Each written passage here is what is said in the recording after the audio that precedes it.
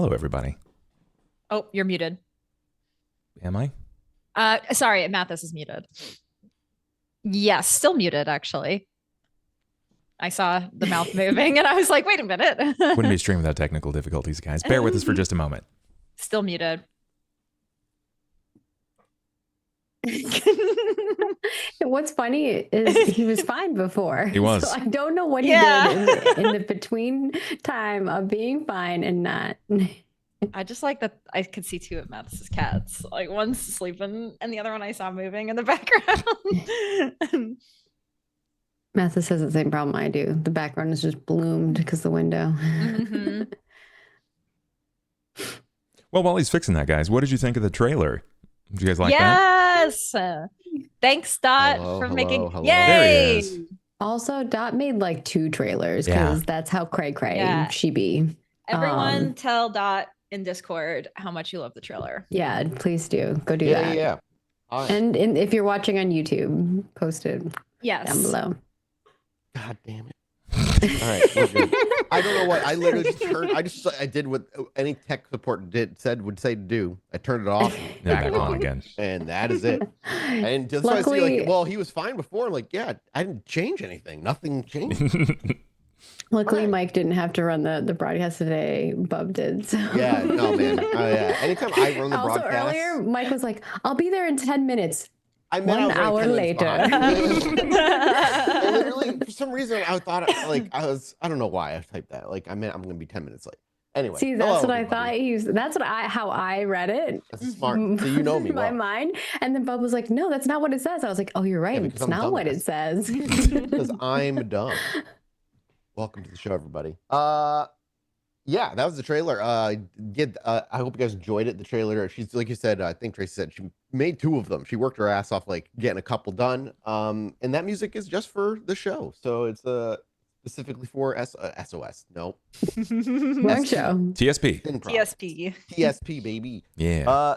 Yeah. Welcome to the show, everybody. Episode 4. As you can see, we're down a couple players, but don't worry, we got a show for you today. I don't know if it'll be 4 hours, but it'll be a good. We always say that, and then we're like. We take the whole time. But I like to put the just buffer out by. just in case. Mm-hmm. Yeah, we're gonna get going here in a second, but before we do, as always, just our typical spiel. If you guys enjoy the show, supporting us, there's a million ways you can support us. You can do so just by sharing the show with people who you think would watch it. You know, we're only 4 episodes in, so if they want to get in early, now's the time. You can support us by subscribing here on the Twitch channel, which gives you access to the VODs immediately after you subscribe, as well as a bunch of emotes. For the time being, I'm going to keep reminding people, hey, Twitch is doing some stuff with the way they store VODs. We can only store a maximum of 100 hours worth of stuff before they start auto-deleting it. So please, if you only watch via VODs, make sure you do so when you can, because even if we save the stuff, eventually shit's going to get filtered down to the 100-hour mark, and then they're going to start deleting stuff anyway. And if you don't want to miss it, they are being recorded simultaneously and then uploaded over to youtube.com/podbynight, where the first 3 episodes are already over there. So if you want to watch them over there a couple days after they stream out here, you can do that as well. And that's a great way to support us too. Make sure you subscribe to our channel over there as well. And yeah, that's about it. Just some tech stuff with the whole Twitch thing is, I think they extended the date for the 100-hour mark recently. I don't know it was supposed to be in April, and now I think it's the end of May. May May 19th. Giving people time to grab all mid-May. their videos because everyone's trying to grab. Yeah, it was like, footage. hey guys, you got like 2.5 months to go through all of your storage before we delete it. It's like some equipment is even hard to get right now. So right. True. Yeah, it's nuts. It's and especially with people who have been doing this for over a decade. Like, all right, you got 2 months to go through a decade of content. Go. Oh, okay. I'll just get on that. No problem. But yeah, we got backups over at YouTube. So if you don't catch it here, you can do so over there. Was there any other announcements or anything we need to cover before we jump in? I don't think. We're not playing next week. There will be no game. We're missing quite a few players, but that's okay. It's not going to stop us from getting right back up on the ball. On the 24th and the 31st, we should be there for that for sure. Yeah. Good call. Okay, cool. Sorry, I thought I heard someone knock on my door. Well, then, without further ado, I think we could just jump right on into it if you guys are all good to go. Let's go ahead and set the scene, bring things in. I feel like we're forgetting something, so if I suddenly say something. This is just because I forgot. Yes, let's set the scene, rein things in, and see what our not yet coterie is up to. And while this week we may be short a few players, particularly that of Janet, our own senses come to when rouse check everybody. Right. Oh yeah, we have to do our start a session stuff too. Yeah, make sure you replenish your willpower if you haven't. And then rouse. Ooh, success. No hunger, no hunger, no hunger. Nobody's hungry. Good. What's everybody's hunger at, actually? I'm at 1. I think. Oh, Does it not show you? I mean, it doesn't. Not after the dice roll. If I had your character sheets open, I would. But interesting. It'd be cool if it like showed your roll in it and then what your current hunger is. Our senses come to not with the slow fade in of background noise, not with the slow fade in of the scenery, but with the sudden, immediate, and somewhat loud chunk of a deadlock immediately coming undone in one of the rooms of Janet's home. Now, when we last left off last episode, everybody was kind of going their separate ways, but Elspeth and David were all going to be going to spend the night at Janet's, specifically because it's a hell of a drive to get back to Salem or anywhere else. And I don't think David really has a place to go to of his own, really. You know, he's kind of stuck with whoever's going to take in the lost puppy at this moment. And so as we hear the loud kerchunk of a deadlock coming undone, our entire vision is instantly in that moment as well, fully taking in what we see. Now, you, Elspeth, have been in this room before. Mm-hmm. David has not. Do you remember how it is decorated? If not, I can help. But it was we have a 3D render from The Sims. Yeah, I have got that right on hand. All I know is like it's like very well decorated, like antique kind of stuff, but it's like it's nice. It's not like it's like kitschy or anything like that. It's like it's very like finely decorated. It's fanciful with purpose. Yes. Not gaudy and kind of in your face, but still a flair to her taste. So in that way, you see a gorgeous bed that's probably there. There's no windows in this room, correct? Or the windows are sunproof at the very least, the way she has it set up. Mm-hmm. There was only a bed for one in this room. It's a single room guest, but I guess out of curiosity for David, when he comes to and he sees all this, would he have just gone to sleep on the floor? Because last time he kind of just spoke himself into torpor until it was like the sun came up and he was like, and he just kind of fell asleep, kind of like went into torpor because he's new. Right. Is that something that happened this time around, you think, too? Do you want a scene with Elspeth prior to the morning coming? As you arrive and Janet probably like gives you your room and is like, you know, she'd normally stay, but hey, I got to go take care of some stuff. I got family coming over. You know how it is. And sure, she kind of walks herself away. I don't know if there's much conversation between the two of you. As a reminder, you guys just came back from, well, the Salem store. Betty's off. She left. She didn't really come back with you. She kind of handed off some information to some of her contacts, and Betty can't stay in one place every morning anyway. So it's just, the two of you kind of put in the room. And as the room, you know, if we want a scene, it can open up as Janet leaves, the door shuts, and the deadbolt clicks into place for the morning as well, which I don't know how David would react to that, if he even would react to that. But please. I mean, when he first woke up the previous night, he had been not quite hidden, but something was placed in front of him. It was like a crate, right? So that it could disguise where he was. That's what Marcus did. Yeah, Marcus, he also had you in his like little abandoned office and stuff. Yeah, watched over you during the day. Yeah. So I don't think David really has a greater understanding of how the torpor sleep actually works. Sure. And it was just like moments, like they just blinked by for him. So he would kind of watch, right? He would watch to see if there was any routine or ritual that Elspeth went through before sleep took. He might like instinctively look at or out the windows just because it's kind of like at times he feels like a boxed canary, especially with him having this mental of like maybe someone's hunting him or maybe a couple of people are hunting him for some reason.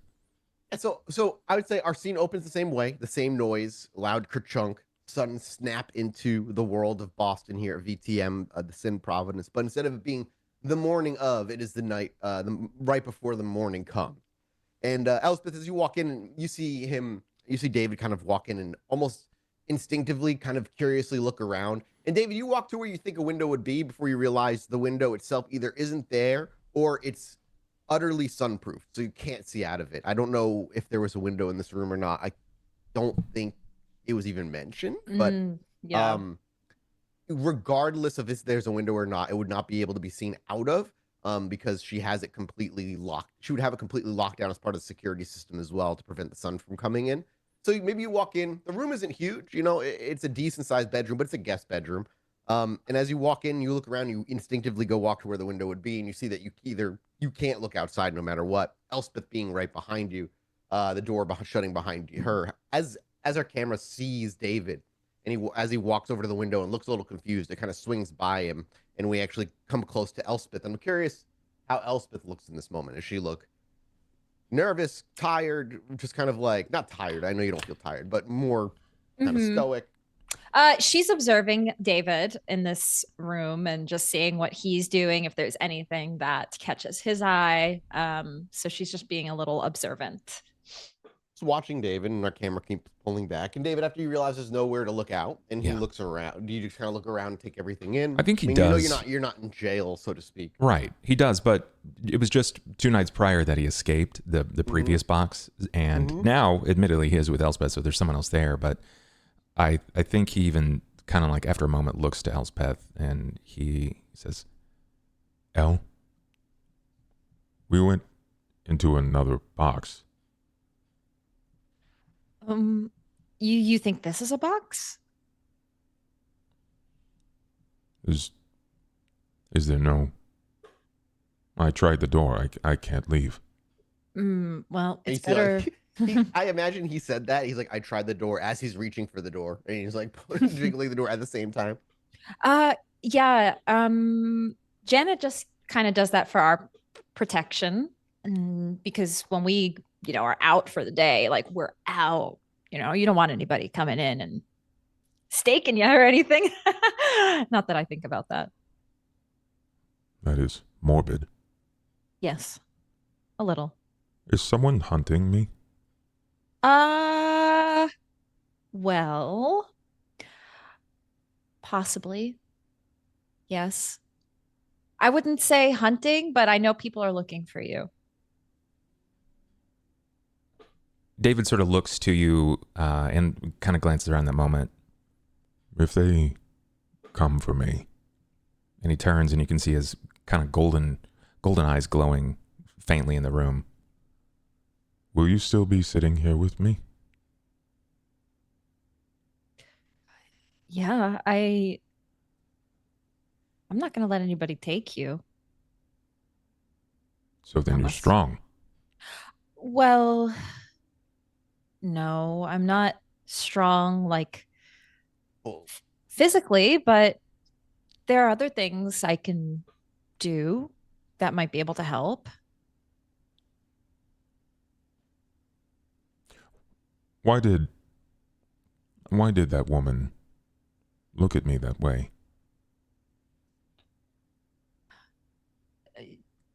You mean Annika, or?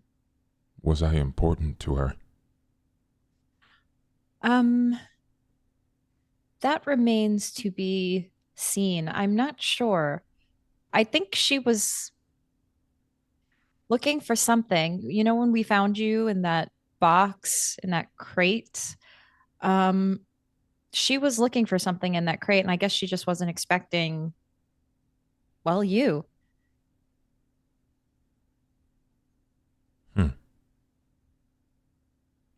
So then do we wait for tomorrow? Yeah, usually, you just let the night take you into, bliss for a little bit, and then we're up. It's the next night. And I imagine while you're having this conversation, we see Elspeth slowly kind of walking throughout the room, getting ready for her night. How does she get ready for the morning to come? I mean, she has somebody there watching her, so I imagine you're not going to do any rituals or anything necessarily. But is there a habit that Elspeth has before going to sleep in the morning? She probably just gets a little comfortable, like her hair tied back, she'll like take the little ribbon out and let her hair fall on the dresser, right in front of the mirror on top of the dresser. Her little necklace she takes off and just starts to get ready for the day.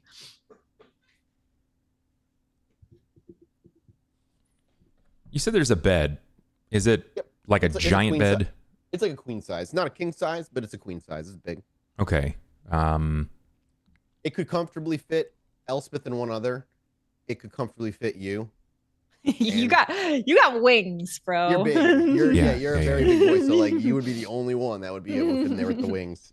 You cannot make the wings vanish. I think David is gonna, especially if it looks like Elle is trying to like make for the bed. I think David is gonna lie down next to the bed. Yeah. Sort of anticipating whatever this like sleep looks like. He's got an idea now that this like a sweet slumber is coming, but it's it's just a blink of an eye for him. So he's not really sure what to make of it. Yeah. So you know, Elspeth's walking around. Like I said, she pulls their bow out of her hair. She's like explaining it to you, and as she places it on the dresser, I mean, Elspeth, you would take notice of like the Venetian mirror, like the gilded wood with a small table off to the side with small accent pieces throughout the house, just to give you David an idea of like what this place looks like. You've got vases and bowls and even simple sculptures, again, beautifully decorated, but nothing that is just like so goddamn gaudy. And while everything is like, not everything, but most things are tinged with gold or brass and there's even a chandelier that dangles from the ceiling here. You know, it's probably more well, for David anyway, it is the most decoration, I guess. I don't know, how would David, he has an appreciation for art. So as he's looking around the room and seeing this, I guess this is what I was trying to get at, is like, does David even take it in? Is his artistic eye more for his own creative side? When he looks around, does he appreciate? I think he can appreciate art for what it is, but I think it has to like really stir something in him. So if there's a painting, a sculpture, particularly like anything that's been like wrought with hands, so even like blown glass or stripped steel, something that might be like what you might say is rudimentary, not even like with tools, but something you can get in there with your hands and maybe a hammer. Give me a wits craft check. Sure. I have the game open, right? Yeah. Wits. 8 successes. As you look around, like a lot of the furniture in here, you would actually recognize as likely handcrafted. Not the chandelier or anything but like there's a small sculpture that sits on one of the small tables nearby, and the sculpture itself is of like I think it's I think it's called the Prudential Center Tower. I don't, it might have been renamed by now. But it's like one of the more renowned towers in the city of Boston. A lot of business gets done there. A lot of people kind of go through, and it's beautifully done. The detail on this thing, when you if David was to walk over and look at it closely, is minute. And I think that would capture his attention because I guess 3D printing and stuff could technically do that, but this is clearly handcrafted and a painful amount of time taken. So as Elspeth is explaining things to you, maybe we see David also kind of walk off to the side and like bend down and look at this statue. It's maybe like 6 inches to a foot tall in terms of representation. It's I don't know, would David pick it up or would it just catch his eye? I don't think it would like trigger his obsession since he kind of just finished. What's it made of again? It's a sculpture. So, clay, something hard. Okay, sure. No, stone. This would be made of stone. Then, I think I don't know if he would pick it up as much as he would find whatever it sat upon and slowly kind of rotate it. Even if it's on like a side table, he would pull that out and start to shift it around so that he could make out the greater details and see, like, despite its craftsmanship, there's always like to err is human way, right? So he's admiring the flaws in it for what sets it apart from the rest. And it's not like you're not paying attention to Elspeth as she's speaking while you're doing this too. You're capable of paying attention to multiple things and appreciating it. And as you spin, because you rolled a critical, right? Yeah. Yeah, because you rolled a fucking critical. the first thing that might David might not know why it would trigger this kind of like weird thought to him, but it's weird to David, even though he's somewhat new, that he doesn't initially see a signature or a mark of the artist necessarily until as he's spinning it around looking. You actually see in one of the windows, the fifth window up on the back side, all the way to the left of the building, you actually see in what would be the glass itself, marked as one of the streaks. You see one of the streaks actually is slightly differentiated as you can pick out two initials. Two initials that would represent the artist's signature for this piece. You would end up picking out PB. PB. No, would that be? Do you think that would be significant for David, or do you think that's? I don't think the PB doesn't mean anything to David in particular. Okay. But I don't know if it would mean anything to him specifically because maybe an appreciation for the artist Sure. or whatever. But I think you would find it interesting that the signature isn't as readily seen. You really have to look. It's hidden. It's disguised. Yeah. Yeah, exactly. It's very much kind of almost part of the art piece in that way. I don't think he says anything, but is if Elspeth is like watching closely, and if the camera's kind of like turned to see his face, you see just a slight upturn at the corners of his mouth where it's like a slight grin. So yeah, we see the camera kind of glides behind Elspeth as she takes the bow out, and we hear her talking as she places it down, and she's getting ready. She turns to David, and our camera turns with her. And as it swings out over to David, he's like mid-turn as he's spinning the sculpture around. We see him catch his eyes squint at something. That's when he notices the little signature on the window. And he finishes it turning it around just as Elspeth's turned to him. And I apologize. I know there was words being said. You were going over like Elspeth, what you guys are good. You're not trapped in a box, essentially, I think is what you were saying. Yeah. Sorry, go ahead. I didn't mean to interrupt. I was just trying to paint out a scene in my head. I think as she's just kind of yapping and she notices David picking this up, and she just kind of jokingly says, "Oh, careful not to drop that, or Janet will she'll probably kill you." Is David good at picking up on sarcasm and like implied joking? What kind of role would I have to make for that? Let me look at your character sheet. Oh no. Like some kind of wisdom type of thing, like wits. Yeah, it's like wits something for sure. Insight, maybe? Insight? Wits insight? Wits Yeah. Insight. Yeah, that's a great call. That's exactly correct. Got it. Okay. Not terrible. Insight is not good. No? No, it's not. Decent insight. Yeah, okay. it's not bad. Yeah. 3 successes. Yeah, Oh my gosh. You pick up on sarcasm. Okay. I think David like spins for a moment, and you see his eyes wide with concern, and then it kind of dawns on him that it's in jest. And then she laughs, like a little nervous laugh after that. There's a noticeable like chest sink where it's like, oh, huh. Okay. Is she actually joking though? Is like part of her like laughing? There's a twinge she might, of truth in there that Janet would not be happy, and we know that she's very fierce. So, Elspeth will then ask, "Do you like it?" I think it is very well made. Wow. I do think it is a shame that the artist hid their name, their mark, their signature. It's very, very obscure. Well, what's the artist name? Does it have? It says PB. Oh, there's a lot of PB artists out there, probably. This is the first that I know. And they are very skilled.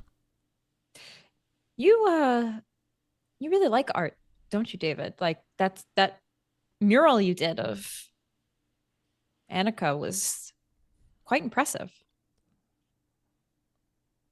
I didn't know that I was doing it. You didn't know?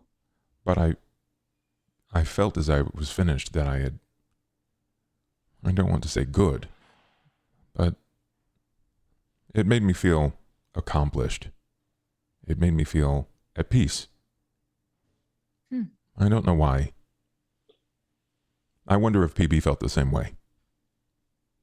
Maybe. That's interesting. I'm not super artistic myself. I'm more of a literary person, but maybe that is how artists are, you know? But you just get your inspiration. But you are. But look. And he walks over to the table where you have removed your bow. Your ribbon. You chose this red. And you placed it in your hair at that space. Maybe for comfort, but it was a decision that you made. I never looked at it that way. And look at how you dress and your hair and even your makeup. These are decisions that complete the artist. Out of curiosity, David, now that you also have like time, because you were in the car asking questions prior to being here. Now there's a little bit of peace and some time with just you and Elspeth. Are there any questions about Kindred that you would want to ask? Because on the way back, Elspeth was explaining to you, I think, a little bit about plans at some point, if I remember correctly. So it would be in your mind, you know, I know it's been a week for us, but it's been a few minutes for our characters. Is there any questions now that he has an opportunity to ask them without feeling like they're in a rush or a pressure to go anywhere right away that he would want to ask, or maybe Elspeth would want to explain anything?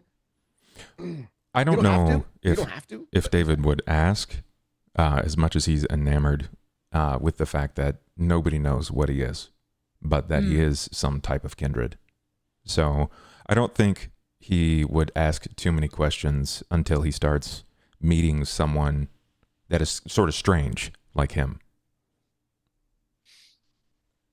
That's fair. And is there anything you think Elspeth would think to ask or explain just at naturally because of the conversation prior? If not, I'm not trying to push anything. I do think there is something that David would ask, because Janet made some remarks in regards to what these different families were like and where some of their latent abilities to a degree. But David would be curious, since he does have wings and Elspeth said that she is different.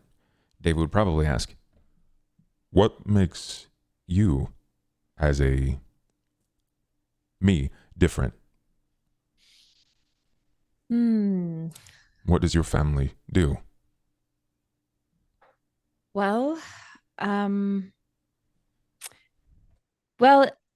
my family, we are known for working with the dead. I know that, like, in theory, like, we are dead, you know, but this is like those who have passed on to oblivion. So then you bury them? Yes, usually, sometimes. And what is oblivion? You know, when people die, that's like one place where their souls can go.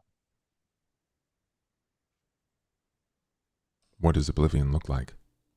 Oh, that I don't know. I always just, in my mind, just picture it to just be like endless darkness and nothingness. But that's just like my theory. I actually don't know what it looks like. There's weird feelings. There's this Toreador stuck in there. No. Then would Ivy or Annika know? Annika might know a bit more than me. Yeah. You don't know if Annika knows, but if anybody would know that you know, Annika would know. Yeah. She may know more, but I'm not so concerned with like what it looks like, but more who resides there. You know? Sometimes when people die, they can have unfinished business in this world. And they may be vengeful about it, somber. David, you don't know why? But when she says they like there could have like a spirit, like things they need to haven't accomplished yet, you have a memory of watching Casper the Friendly Ghost. What? Low Like key. the I want to watch that cartoon now. or the like live the action old cartoon, not the Okay. 90s movie, like the old cartoon. It's very different. Yeah. It is. It's very different in terms of just like what era it was. Mm-hmm. So then you can speak to ghosts like Casper. Would Elspeth understand the reference? How young is? Well, Elspeth's not that young. She's yeah. Oh, she well, probably wait, hasn't how old is watched. she in human years? She's like 20. Okay, so she's Gen Z. She's dude. Gen All right. Z, which is like She might not know what the Casper cartoon is. She might know the movie, but she probably knows the movie just by pop culture. yeah, that's exactly what I was thinking. But she doesn't know the cartoon. But hey, okay, so you get the reference at the very Yes. least, is what I was getting to. So, like, does she know she like raises her eyebrow. And, like Casper, yes. How do you know about that? I remember The friendly he's- ghost. He is friendly. Okay. Okay. Interesting. You have just random like little tidbits of knowledge in that brain of yours, David. I think so. That Some this things is come and go. this is good. This is kind of like clues to better understand where you came from. You know things like Casper, and you mentioned something, didn't you, in the car? You mentioned something about like a meeting or something, like a business meeting. So you Yeah, that's where he knew the word vociferous from, or Yeah. something. It was from a Yeah. regular like, Lascivious. meeting. And Yeah. lascivious, that's what it was. This is interesting for sure. But yes, Your thoughts running through Elspeth's head. I'm curious. Is there anything like that? I'm just wondering what she's thinking. she's just thinking like it's like, okay, he's mentioned these things. I'm like, maybe this is like his human life. That's what she's thinking, that he somehow has recounts of his human mortal life. So she just kind of just stores that knowledge. Yeah. She's very curious. Elle? that's all. Yeah. Did Yes. Annika make you? Well, Kind of. she made me what I am now. I was born to regular parents, but Then everything has to be made. Yes? yes. Then who made Oblivion? That I don't know. That goes way beyond my scope. Elspeth, you are welcome to make me if you want, an intelligence occult roll. Yeah. Just to see if because he's talking about being made and stuff, but he has no memories. With a 1, you could reroll 2 with a willpower if you want. I do have a lot of willpower, so I'll spend it. I was gonna say you out of all these, you and I'm sure Betty has a lot of willpower too. Yeah.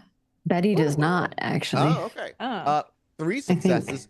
I will give you this. When he talks about being made and stuff, as you start to think a little bit, there are at least one clan you can think of that when embraced, there are stories of some who are embraced who lose pieces or forget pieces of who they were prior. Particularly and unsurprisingly, the one that comes to your mind is the Broken Mirror clan, the shattered minds of the Malkavians. It is not unheard of, though not necessarily common, but not uncommon, that when they're embraced, sometimes they forget pieces of their mortal lives, or what they thought their mortal life was versus what it actually was starts being different. And not that he could. That's the thing. You look at him. Yeah. There's also with a 3, I'll give you. There are people who use blood magic, Tremere, who are able to determine clan via samples of blood.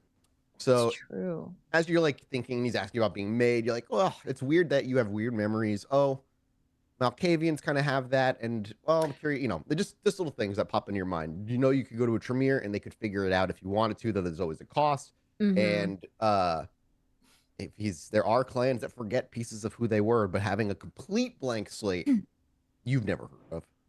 The other thought Elspeth has, and actually she'll probably say this out loud.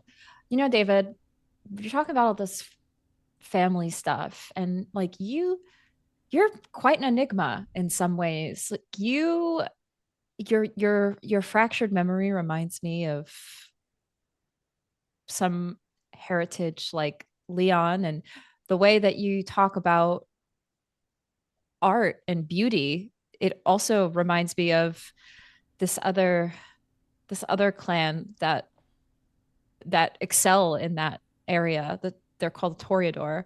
And I don't know, I'm just trying to figure you out. And David, you can, while she's talking, you could go ahead and make me a intelligence occult roll as well. But go ahead, keep going, Elspeth. I can't figure you out, but that's okay. It's not like we need some sort of like solid answer to be friends, or just know who you are. Like, I think it's okay, and we can figure it out as we go. But if we ever do want solid answers, there may be ways for us to get that information one day. With David, what I'll say is, while you can't, like, the tip of your tongue kind of feeling of like the names of the clans never fully resolves, when she does say things like Malkavian, Toreador, all of these sound familiar. When she says the name, there's this moment of like, oh yeah, I know that name. You really don't know much beyond you recognize it, and you can't, with 2 successes, you can't rattle off all the other clans. It's just when she says them, there's this flicker of familiarity that kind of sparks in the back of your mind every time. I don't know if knowing my family will change anything about me. I know that I am David, and I know that I like being with you and with Janet because you seem nice even if Janet lied to me. And I know that my hands crave clay and to make shape. Well, I agree with that. Is Elspeth like climbing into the bed as like yep, going on? She's like putting the little blankets over, and I agree with that. You don't have to know. You can just be David. Elle, you said Oblivion is a place. Yeah, you seem to ask a lot of questions about Oblivion. I'm a little concerned here, David. Is Oblivion a place, or is it a memory of a place that died? And that's why you can work with it, because you work with death. It is, even speaking to Annika, it is very difficult to put into to terms what these other planes of existence are. He's both correct in everything he just said and wrong in everything he just said. I'm curious how else. Yeah. She just, it's really up to interpretation, I think. Maybe. How does Elspeth see Oblivion? Is there a reverence Elspeth has for it? A respect, a fear? Nothing, none of the above? Yeah. She's still new to it. She's what, a year? She is still new to it. So it's like you've only touched the outsides of Oblivion barely.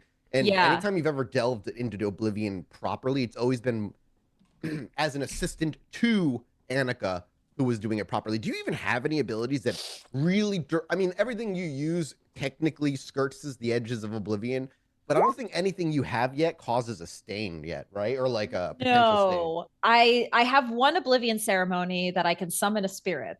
So what level is that? It's level 1. Okay, so yeah, it might not cause... Yeah, it's not... I don't think it's that... yeah. So yes, I think it's... Yeah, sorry. I'm curious how Elspeth sees Oblivion, feels about it, explains it to... This is a great question from David. Yeah. I think David even continues to pour it on before you even have a chance to answer. Like, while you're in bed and he's lying down on the floor, you hear him but then you can see like the fingers come across the edge of the bed as he pulls himself up to look at you, and he asks you, "Does it hurt to hold, Oblivion?" Wow. You are asking some really deep questions, David.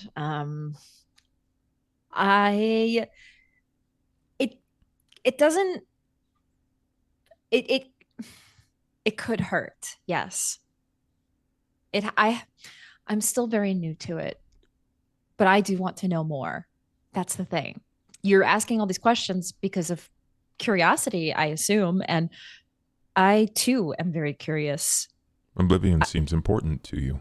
I can hear it in your voice, and it makes me want to try to sculpt it. And I don't know if I could sculpt it with clay, because can you sculpt Oblivion with anything other than loss? Damn. That's pretty good. I mean, how does as the camera whips from David to Elspeth after he asks that, what is the face we see in that 70s show style camera dead in the center, just like whips around to Elspeth's face, and I'm curious what she looks like when he's asked that. Yeah, she just looks kind of stunned. These are like profound questions being asked by David.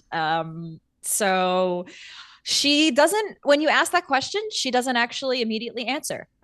She's just like looking up at the ceiling in thought and takes a pause. Yeah, I don't know if you can sculpt it. You're right. But there are ways to show what Oblivion is through art. But I've yet to fully figure that out. Oblivion seems lonely. I think it is hungry. I think so. Those are all various aspects of it. A fascinating way to put Oblivion into context by saying it is hungry. Though Elspeth wouldn't know shit about the La Sombra lore. So yeah, the one thing she'll say then is sometimes, David, I do think about that, the loneliness. I think about the people who are there, you know. I'm not sure if you can recount this in your memories presently, but have you ever lost anybody? Oh, I won't even make you make a roll. You know you have. You just don't know who. You can't think of a face. You don't know a name. But when she asks, there is that unerring feeling of grief that, as anybody who's lost somebody important to them knows, no matter how long they've been gone, sometimes it just hits.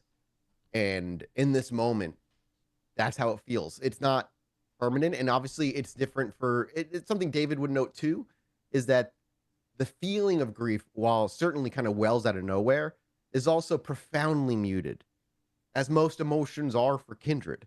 While they can feel, and Toreador for sure put on the biggest show for feeling, and depending on where you are in your humanity track, of course, it's still never, you feel that grief, and yet as desperately as you would maybe want to hold and cradle that grief, it feels almost just out of reach, if that makes sense. Trying to put something metaphorically into a physical context, you feel it, but you can't let it embody you and let it run its course like you would want it to. When I think of it, when I think of them, I see shapes of people. I feel their fingers on my skin, and something clawing from the inside of my stomach, from my tummy. It's like it's trying to escape or to scream, but it never rises to my voice. It doesn't feel good. It hurts, Al. Yeah. It does. That's loss. That's when I think of Oblivion, that is what I think of. I think of the people there who I lost. Then we all have Oblivion with us, then? And this is why we go to Oblivion after we die? We all have Oblivion with us because the people we lost follow us. They're all around us. And sometimes they want to reach out. And sometimes we can get signs or signals and talk to them. David kind of like finally glances back to you, and not in a way to sort of discourage the continued conversation, but he looks back in earnest.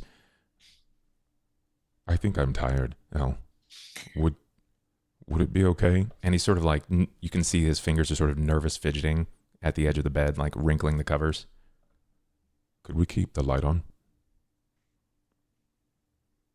Yeah, it doesn't bother me because I'm usually out in 10 seconds anyway. And as Elle climbs into bed, and does a tension release from his fingers when he says, we can keep the light on, David.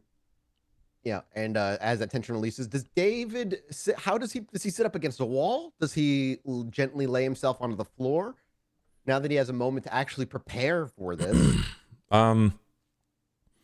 I think that you would see him like lay left wing down, and he would lay in his own wing that would curl up around his chest. Yeah. And he's on like his left side. Would the other one come around as well? And it sort of like drapes over the top of him. It just looks sort of like a fallen angel, something that just crashed into earth. Yeah, absolutely. Yeah, I mean, it makes, yeah. And that maybe even Elspeth noticed, it's almost Toreador-esque in that supernatural way where everything he does looks like it's out of art. Again, his skin and everything, he looks, I mean, yes, he looks like he could be passed off as a body or a corpse from a distance, but when you're up close, he truly does look like a work of art in that way. And it's, again, that aura of just persistent, everything he does as he lays it down, like he says, is almost like a fallen angel. If it wasn't for the wings, if the wings had feathers on them, it would have complete the image. But instead, I'm assuming they're very bat-like wings. Yeah. And as he lays down, David, do you instinctively close your eyes and kind of just be like, okay, now time to sleep? And I think he just waits. He just waits. Yeah. And we see as the wing kind of comes up and over, and we're down at the floor level with you with our camera, we'll slowly rise up, and we see Elspeth probably looking down at him in that way of just slight awe of just everything he does is this weird, beautiful artistic representation of something. And there'd be a couple maybe blinks before Elspeth, I imagine, it gets comfortable in the bed itself. And just as it so abruptly began, the scene so too abruptly ends, as sun rises and both of you are sent skirting the very edges of Oblivion, technically. Though none of you would really know that. Is Maggie MIA? We can go. Cool. Okay. I'm here. Yeah. Okay. Yeah. Yeah, no problem. I was going to switch over to your scene. So as you guys already made your rouse checks for earlier. Mm-hmm. Now, instead of waking up and moving to the next scene where the deadlocks come free, instead we move over to Betty. What does your tent look like on the outside? If you don't mind reminding me, I think we've kind of talked about it once. I don't know if we talked about the tent. So what does your tent look like? And yeah, you usually just pick kind of a out of the way place under a bridge somewhere or what have you, I imagine. Yeah, it was under a bridge. That's I believe right. is what we had decided on. Yep. So you're still out in the Salem area, right? Yep. Yeah. Cool. It looks like kind of a hodgepodge of patchwork colors. Like a tarp that was taken, and then the holes that were in that tarp have been patched up to make it one whole thing. And she kind of just like plops it over. Top one side is like hinged on the cart that has like some heavy pieces that are holding it down, and the other side kind of almost like a lean-to style vibe. And you said to keep the car outside the tent or inside with you? It's inside with her. Inside with you. And do you have so as we come to, and it's not a morning routine, but a nightly routine. As you wake up, is there a routine? To me, in my mind, Betty could go two ways. She totally has a routine she goes through every morning, or it's as chaos as she is. And when she wakes up, she just goes and starts doing what she does. What does Betty do when the night starts? Obviously, she has to pull her tent down and get it all together. But be like, while she's still in the tent and waking up, is there a routine that we see that Betty has? I think there's an element of both, right? Nighttime maybe is more like our daytime, human daytime, right? Like the daylight time. It is more of a routine because it's like setting up the craft of which is her home, which is more, gypsy like. It's very, she sets it up and it doesn't always look the same every time. I think it's kind of like dependent on like how much time she has. I mean, in the cases where she has more time, I think she spends more time making sure that it's more secure and light's not going to come in. Whereas like when it's quickness that's at the fingertips, is she just kind of like does what she needs to do to get in there. But I think her mornings are like her night times when the night comes is more chaotic. I think is just like shoving things in places. There's no rhyme or reason to anything, but from the outside, like that's what it looks like. It looks a little nutty. And she just kind of goes. I think like even the day or the night is she comes and goes, and she doesn't really have like a place, right? So for her, it's the beauty of it is she gets to sleep and be and awake in different places every single time, and that's like exciting for Betty.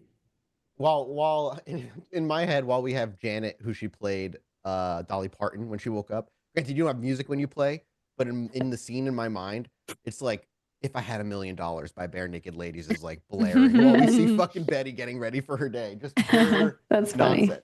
funny. So as you're getting, you're still out in the Salem area. Like you said, kind of haphazard. You get everything together. You put your tent back into its travel form function.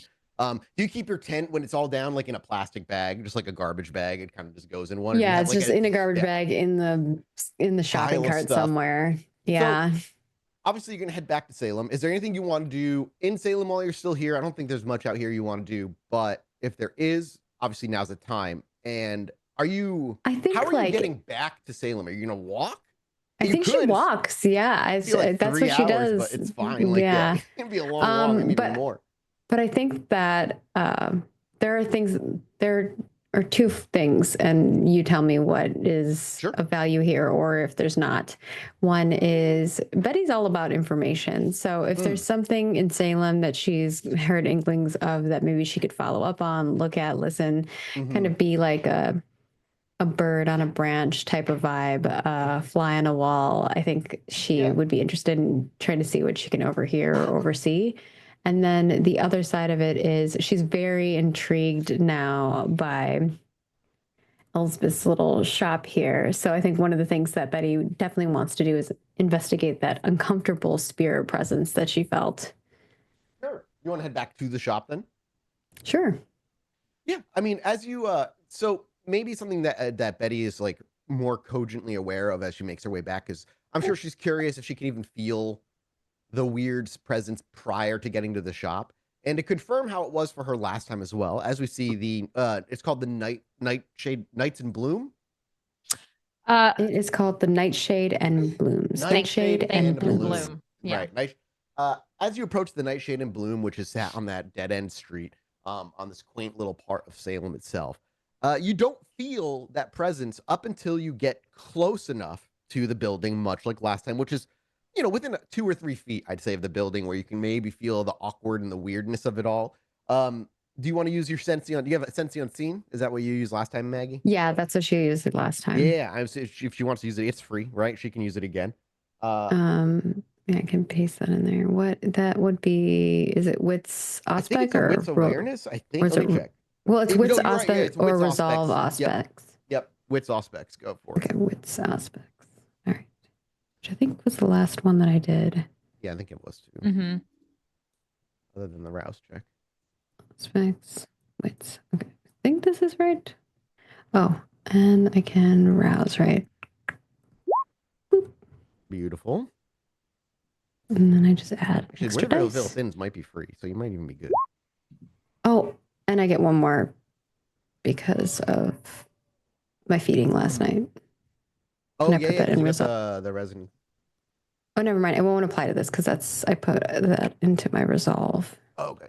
So there's still 3 successes allowed. It's the same. You still feel it there. The presence is strange. You don't see a physical being. And I'm not even sure if Betty really fully knows how spirits work. She knows that they exist. She knows that they're around. Obviously, she's been around for a while. She knows the kindred life. She knows not everything is quite as it seems. And as far as Betty would even maybe understand, spirits are a majority emotional impressions for those who can't communicate with them anyway. And the feeling that you had, did I tell you what you were feeling, like the emotion you were feeling about the spirit last time? Maggie? I think you kind of told me that they felt uncomfortable and unhappy, and I felt like multiple spirits lingering that seemed like upset and angry. Yep. That feeling is still there. That hasn't intensified, but it hasn't lessened. It's very steady, especially with rolling a 3, meaning you're beating a hard check. Yeah, you feel as you approach. Do you go inside the shop as well, or do you just stay outside of it and linger around it? Oh, maybe she'll stop by again. Sure, yeah, I don't know if I'll see Ivy again.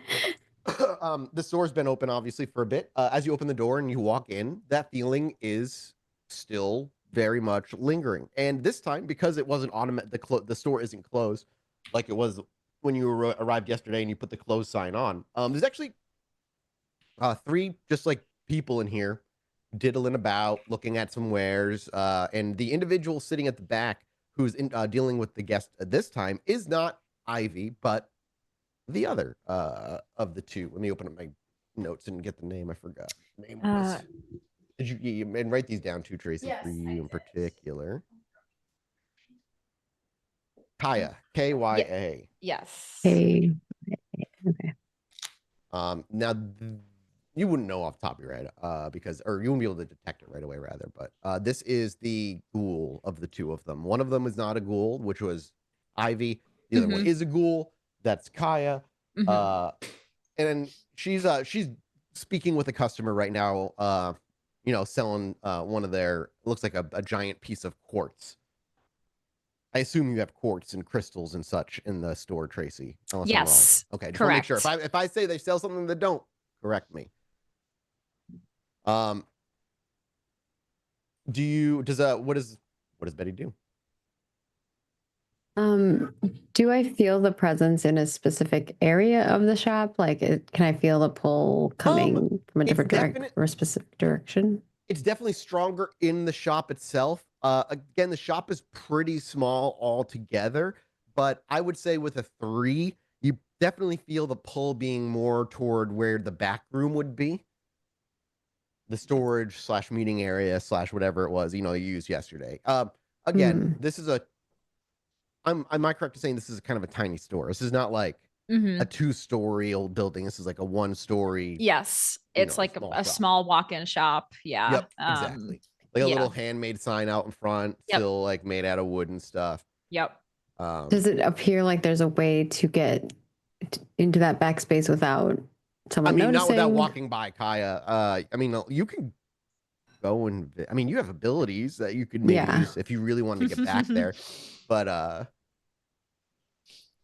it's up to you. Little obfuscate. I do have obfuscate. Little Ravnos shenanigans. Do you have the obfuscate though, that where you can walk at the same time as being invisible? I don't have that. Yeah, I don't have the invisibility yet, but I do have unseen passage. Yeah. As far as, by the way, what Kaya looks like I said, she's also. Do you picture her also being young? Yes. Okay. Yes. How long has she been a ghoul? Probably also not very long. Maybe like not even 2 years. Okay, so she's been around not that. So she's brand new. Yeah. So if you've been a kindred for a year, she's been around 2 years, then my mind goes to your sire probably let you know that you were going to be embraced maybe a year before it was done, so that she could bring in a new ghoul that would help take on the responsibilities that you were going to be giving up because you were the ghoul prior. And then so she got to spend a year with you as a ghoul before you were embraced. Does that sound like it works for you? Do you like that? Okay, Yes. if we want to change it, obviously we're still early in the campaign. Those details can change. Mm-hmm. Do you have an idea as well as how she looks, or do you want me to? No, honestly, if you want to, I like the way you set up Ivy. So I'm. Yeah, in my mind, Kaya is, like I said, she's a young 20-something.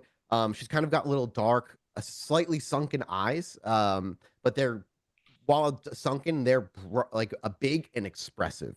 Like Ivy's a little bit more easygoing. Kaya, not the opposite, has a bit more energy to her. There's a bit of a restlessness to her as you watch her, Betty. She kind of shifts her weight from one foot to another. She's constantly smiling. You can give me a wit's insight, Betty, as you watch her. While you do, she has long, dark brown hair that it could be mistaken as black for most people at night. And she has it pulled back into kind of just a nice, practical, if not slightly messy ponytail with loose strands that kind of escape the sides. And with one success do you want to reroll one dice? I have to ask, because if I can get you still to spend a willpower, I will. But I'll say, even with one, she seems like she is genuinely interested. There's not a lot of she doesn't seem like she's playing customer service here. As you watch her talking about the quartz and the energies and the vibrations. Hey, did you know that all crystals have a vibrational wave separate to them that, even though you can't detect it, is constantly happening? She kind of, she's going on about that stuff that she's very interested in. Like I said, otherwise kind of just plain. And her wardrobe is also just mostly just functional clothing. While she's not wearing a hoodie, you see a hoodie kind of hung in one of the hooks that just right behind the cash register. She's got just jeans on, sneakers, and just a plain white t-shirt. There's no uniform, I'm assuming, for this stuff. No. Yeah, exactly. Yeah, she just looks like if you didn't see her discussing crystals, looking to sell this stuff, you would probably she'd just be another face on the street. She's very much not a forgettable face, but just there's nothing that strikes you about her other than her eyes being sunken but bright. And that's what you see. She's sitting behind the register, behind the counter. So you would have to go by her to get to the back room. And as you enter the door, Betty, she would have obviously given you a very quick, attentive wave. Even if she was dealing with somebody, she would have given you a smile and a wave, like a welcome. I don't think she knows who you are. You've never met her. Do you bring your shopping cart in with you? No, I think I leave the shopping cart outside cool. This time. Yeah. Yeah. So there's your scene. Betty, what do you do with that? Could I use chemistry to make an illusion of myself, as if I'm still making it seem like Betty's still there shopping, looking around and stuff. Mm-hmm. And then try to sneak past her. Yes, you can. However, two things. You can't go invisible still, so there'd be another Betty there. And you could stealth. The store is very small. There's Gotcha. Nowhere really to hide. It would be difficult. I'm assuming what you want to do is get back there and see if you can figure out where the spirit is attached or hooked to. Yeah. I will let you know right now, without the ability that being able to detect fetters and binding fetters like Akata have, you won't be able to figure out what the item is. Gotcha. Just to put that out there, there are specific abilities that do allow that, and that's in the Hakata world. Okay. Well, if it doesn't seem like Betty could sneak in there, it would be. Then I think. Listen, you could roll critical after critical, and you can make it work. But it would require an insanely good roll, and I'm always welcome to give it. But if you fail, you still tried. You just failed. Yeah, for sure. I think I don't care so much if I fail or not, because that can be fun too. Right. Let's do your dex stealth roll before you do chemistry. Okay. Because this is the roll that will determine if you're even hidden and how you would be hidden. I'll give it. If you crit like crazy, I will laugh. I will browse check to get an extra die. Not that bad, though. Okay, cool. Massy critical. Kaya would immediately stop trying to sell whatever. She's like, oh, hey, whoa, hey. That is employees only. And she points to the sign that says employees only. Oh, I'm sorry. My eyes. I can't read so well these days. She's like, no problem. There's genuine like an understanding. Like she's not mad at you at all. She's like, no, absolutely understand. Once I'm done taking care of this gentleman, and she looks over to the guy who's talking to the crystal, I can help you with whatever you need. All right, all right. Are you sure I can't see what's behind the door here? She almost just out of pure politeness looks back to the door to double check it says employees only. And she kind of like looks at it, she's like, yeah, I'm sorry, employees only. But if you want to fill out an application, then she reaches like half reaches under the counter if you want like for a paper. Oh, yes, maybe. And she reaches under and she actually pulls out. And maybe you guys keep a stack of like 5 that are like custom made applications that are printed out on paper. And she just hands it to you politely.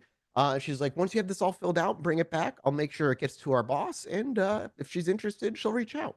That's hilarious. I think Betty totally pulls it out, like reads it, gets really close, and we'll fill it out and hand it to her. Yeah. So you go out, grab a pen out. Do you have a pen on you, or do you go get one out of your like? I think I go get one out of my cart. All right.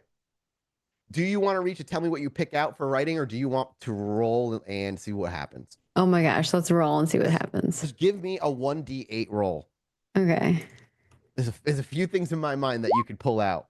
You rolled a 4. Okay. With as you reach in, you're like a pen. As you pull out something that feels like a pen, you pull out one of those fat Sharpie markers that is bright yellow. Oh my God. Awful. And Betty's probably like, pop it open. No, she doesn't. I don't want to. No, totally. She fills it out. You can read it. It's just annoying to read. Yeah, she fills it out. Her handwriting's awful. What do you write for phone number? I think she just puts Janet's number. Awesome. What about do you put a last name? Do you put a real name? Ooh. Do you put your real name? No, I think she puts a different name, but we won't say that out loud. Sure. So you just write some names down. We don't actually see what's the details of what's being written. And you walk right back in and hand it over. Yeah. Yep. Kaya, the gentleman is like leaving now, and you see his little like paper bag with the symbol of the store printed on front of it with the quartz crystal inside of it. As you walk in, she's closing the cash register, and she looks up, and I imagine Betty's just like, yeah, Betty just like hands it to her, like up in her face. And she grabs it, and she's like, excellent. I'll make sure Annika gets this as soon as I see her again, either tonight or tomorrow, probably tonight. Oh, please do, she says, and she just has like the creepiest grin. There's without a hesitation, Kaya just looks around. In the meanwhile, is there anything you're interested in? Oh, very many things I am interested in. She like lets that linger. It's just like, well, anything in here I can help you with out of those many things? She kind of looks around, like leaning on the front table or front desk. Looks like left and then right, and then like leans closer in, and she's like, "It's more what is behind the door that I am interested than what is on your shelves." There is there's a mix of frustration and amusement on Kaya's face. How about this? I promise you, when I give your application to Annika, I'll let her know that if decided to give you an interview, that you would love to be interviewed in the back room. How's that? She winks at Kaya. Yeah. And then I think just leaves. Nothing else. Immediately, Betty she winks and just turns around and leaves.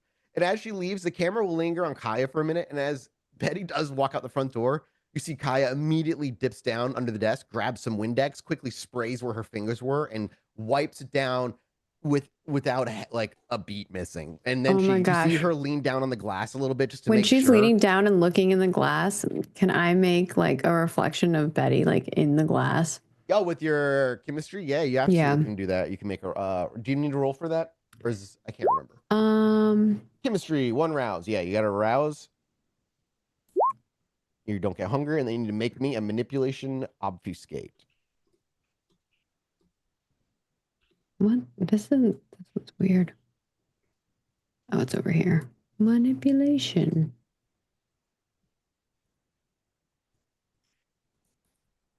I have to do discipline, and then Yeah. It's all oh good. my gosh, so weird. Apologies, everyone. How dare you? It's my first time rolling this one. As the door's about to shut, you actually hear Kai go, oh, and, it lasts for a round, so it's gone in 3 seconds.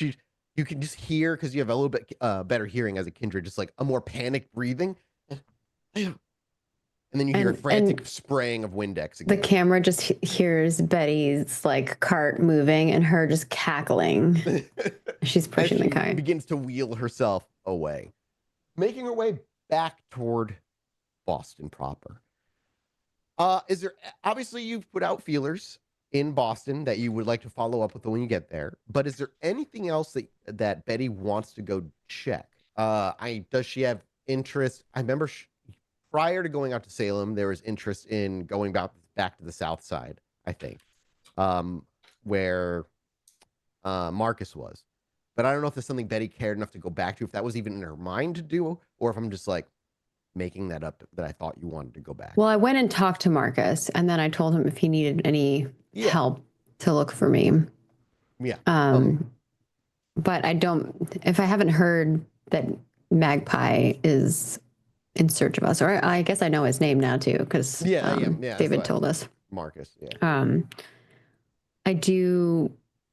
I am curious about that. So if there's any information, it would be interesting. Or if along my traverses, I hear a wince of something. But I am also looking to figure out who the woman is in the sketch. And I rolled 3 successes on that one. Yeah. You're just waiting for your people to come back to you on that. So I guess my question, I guess, is more, does Betty want to go back to where Magpie lives, in that abandoned South Side subway We'll just tunnel? see if he's still there, because he said he was going to leave. Yeah, because I don't think he knows how to get a hold of you properly, even if he did want to get a hold of you, right? Did you tell him how to get a hold of you? And I guess now I know a little bit more based on what David said. Yeah, I'm not prodding you to go back because I want you to go back. I just want to make sure She would eventually try to go back just to see like if he actually did leave or not. So you probably just head straight for South Side then. I mean, you're walking for a few hours if you're walking from Salem to Boston. But eventually, for the sake of gameplay, you do get there on that highway trot.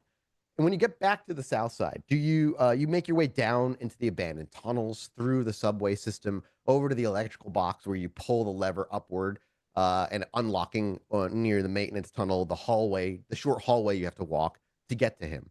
And when you get down there, as you're making your way down the hallway, the first thing that might even stick out to Betty is that you don't hear anything. You don't hear mumbling to himself. You don't hear movements. You don't hear footsteps. You don't hear anything whatsoever.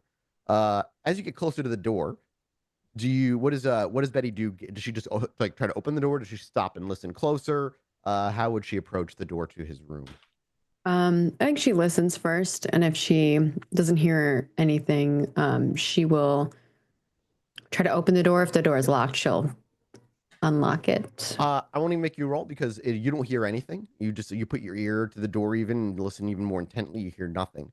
And when you reach to push open the door, and you do so, as the door is pushed open and you walk into the room, you see that the room is entirely empty. Tables are gone. Electronics are gone. The clothing in the corner where he slept, gone.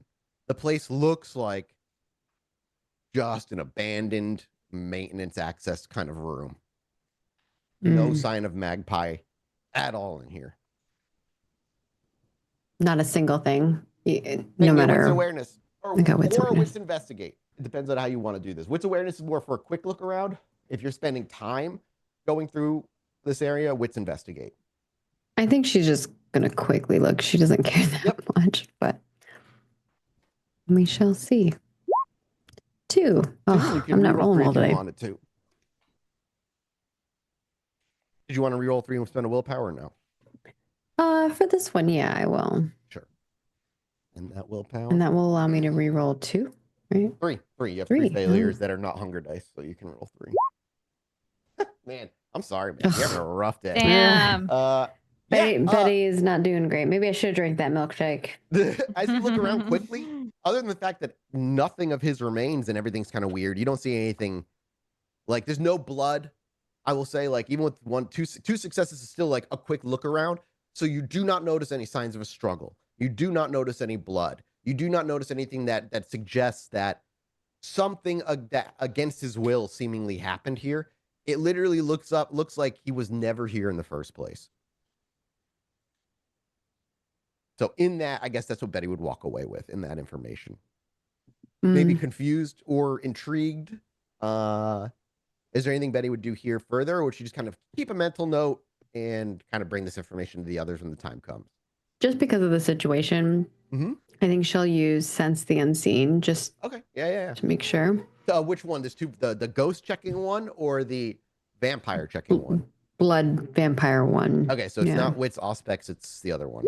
Yeah, looking for like any blood sorcery, dormant blood sorcery or rituals. It's Wits Auspex or Resolve Auspex. Okay, so yeah, Wits Auspex is what you're looking for.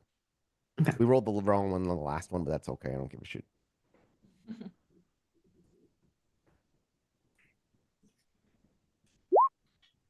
Two, and you can re-roll one of those if you'd like. Might as well. All right, 3. Betty, this is weird for you. You've used this ability in the past to find a hidden Nosferatu that was hiding in a corner, or maybe just a ghoul with that ability. And the way it works is you look around the room, and it's not that you suddenly see them. It's that you suddenly remember seeing them and where they were. Because obfuscate doesn't make someone invisible per se. What it does is anybody who looks at them makes them forget that they saw them instantly. That's how it works technically. And so as you use this ability, and if you were to beat their competing roll, of which there is no competing roll here, I'm actually looking just for a difficulty beat, you would remember seeing where they were and being like, oh, wait, and look over. But in this moment, it's much closer to our understanding of Dungeons and Dragons invisibility, in that as you're looking around and you use this ability, there's no moment of, oh shit, I think I remember, oh wait, there was somebody I saw in the corner. It's, you're looking around, you saw nothing. And then as you look to the back corner for a moment, or 3, shall we say, you actually are caught off guard by seeing somebody with detail you can't make out, with edges that seem blurred into reality itself. There is the shadow of a humanoid, standing in the corner. While you don't see eyes, while you don't see facial details, you simply see, again, kind of the blurred edges of a human shape. You do feel it staring at you. Creepy. I love it. Wits Insight. Ooh, okay. Not great at this part. That's fine. I don't need it to be exceptional. 1. One, you can't re-roll it. You do not get any feeling off of it. It's a curious thing that just as quickly as you see it, register it, it's gone. Okay. Betty stares right into its eyes when the moment happens, and just stays looking directly at that, even if it disappears. And she kind of smiles and she goes, "I see you." And it's maybe as Betty says that, that's when it is gone. It's not a magical dissolving. It doesn't fade into the wall. It literally is just not there. Betty takes note, I imagine. Yeah. And I think she does one more like look around and just says, "Well, you know where I will find you." And she just kind of hobbles her way out. And as you hobble your way out, make your way to the streets and stuff, my next question to you is more about Betty's kind of contact methods. If somebody wants to reach out to you, who knows about you, obviously, and wants to make contact with you, that is not technologically focused, how does one do that? I have a few ideas in my mind. We're back to street level stuff. So I imagine things like an abandoned mailbox somewhere in Alston, like, gets spray painted with a certain I was thinking graffiti. Like that's the whole thing. Like she does a lot of illusions, graffiti type of things. So maybe that's exactly it. It's like there's like almost like a thieves' cant vibes, right? Like it looks like a piece of art, but really there's a message that's in there. Yeah. I'm sad that I didn't get to see David doing his artwork on the wall, because that would have been pretty amazing for Betty. Yeah, that would have been really cool. Let me just tell you what territory. Do you have let me actually put it back to you. Is there a territory of Kindred that you feel safe, or have, like, where would they reach out to you? In which Kindred's territory would you want them would contact to happen? Ooh, that's a good question. You can go Anarch, which is probably safe. Anything in Anarch territory is likely only ruled over by at best a Baron. But again, the Anarchs are kind of in disarray, even though they have a large chunk of territory. You might even have an agreement with Bruja or Nosferatu, would make sense too. Or you might have an area that you try to keep hidden from some people in, like, the Ventrule area. I'm very curious where Betty would want to kind of, like, if people wanted to reach out to her, where would they have to go to do it? I think it's a multiple. So I think there is a small Ventrue space where near where Janet's place is. Okay. And then I would agree that the Anarch territory would be like more widespread. Yeah. And with Anarch, you're kind of close to Anarch territory as it is being in Southside. So if you check the area, is a mail, does that sound good to you? Like an abandoned mailbox somewhere, if they want to reach out to you, get spray painted with a logo or something to let you know? Yeah, sure. I'm fine with that. And do you want to choose what that symbol would be? Yeah, I think I'll think on what that symbol would be. But so for now, it's a symbol until you give it some thought as to what it would be. Maybe there's multiple. But there is a symbol, an indication that somebody wants to speak with you. And what that usually means is, depending on where they spray paint, whether it's a mailbox or a newspaper like thing or the corner of an abandoned building, is also indicative as to where they're going to meet you. There's like a code and correlation to all of this on the street level.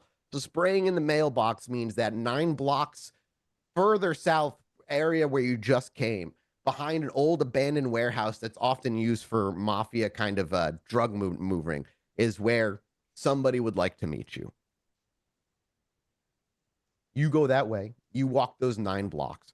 There's the warehouse is not being used at the moment. As you approach, you don't see any unmarked black vehicles. Hell, maybe Janet doesn't even realize you've seen her out here before, but you've seen even Janet out in this warehouse occasionally when she's doing business. But as you walk out, and it's out near the town you're out in is right on the border of like Dorchester and South Boston, kind of over by the water. As you make your way over to the warehouse, you actually see a woman back there with dark skin and really short hair, pacing very obviously kind of, I don't want to say nervously because it implies a panic, but there's an anxiety, I'd say, kind of in how quickly she's pacing back and forth in the area by the building where she's looking to meet. Okay. Betty will make her way to the lady, but not really with haste. It's at her own leisure. Yeah. Are you just approaching casually though? Are you sneaking up on her? Does she if I can sneak up on her, totally. First? Okay, yeah. If you want to leave your cart behind, you can absolutely sneak up on her if you want. Yeah, down with sneaking up. Stealth. Give me a dexterity stealth check. This is more for funsies. And also very Betty. Yeah, Betty's like all about it. Oh my god, you messy fucking no, there's really, I'm not, there's nothing, you're not gonna bite her and sink your teeth in her or anything. And there's nobody in the way. So what I'll say with the messy critical is you can get up literally within inches of her with before she turns around, and to say something, do something, or as she finishes her pacing and she turns around, you'll literally be inches from her face. How do you prefer?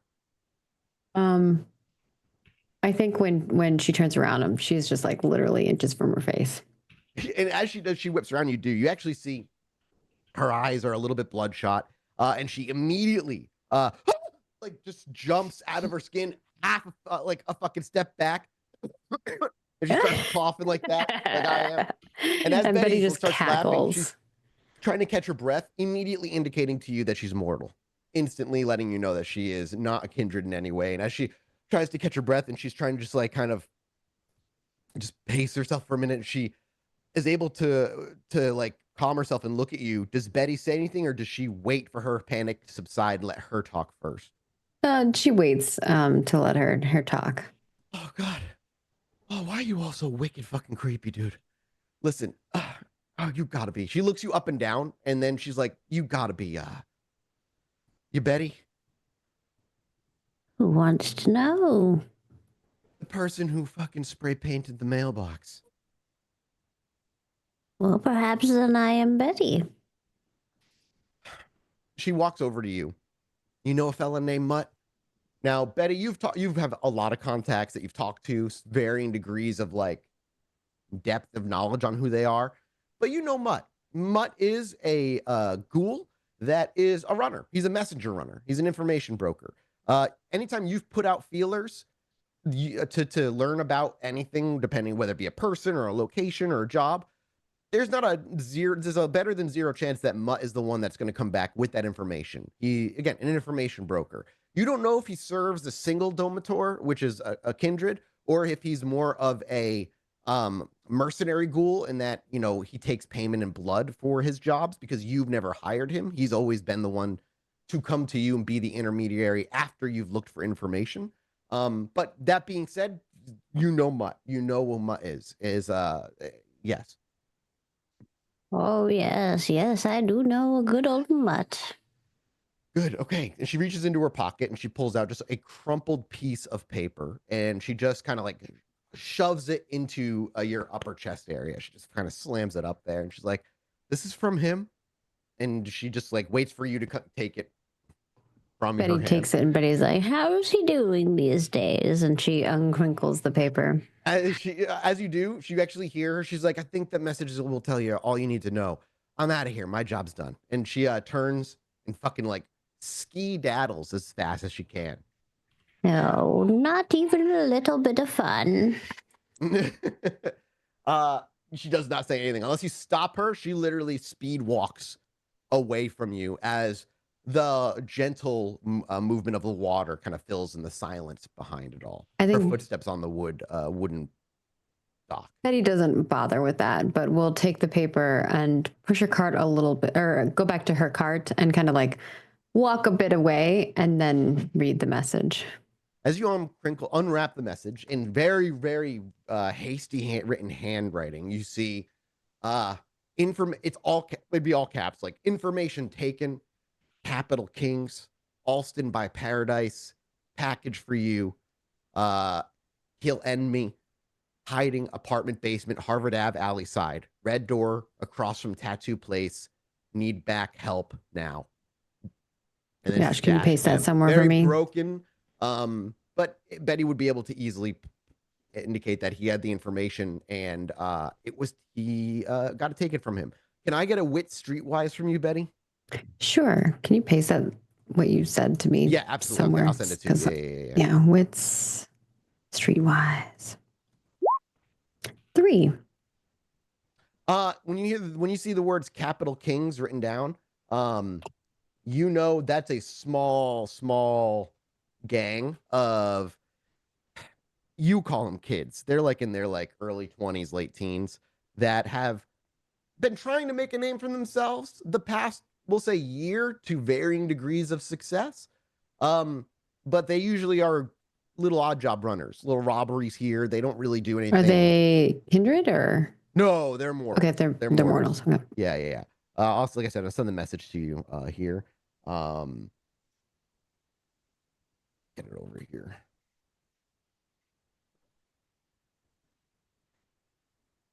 I put it in the Sin Providence chat on Discord.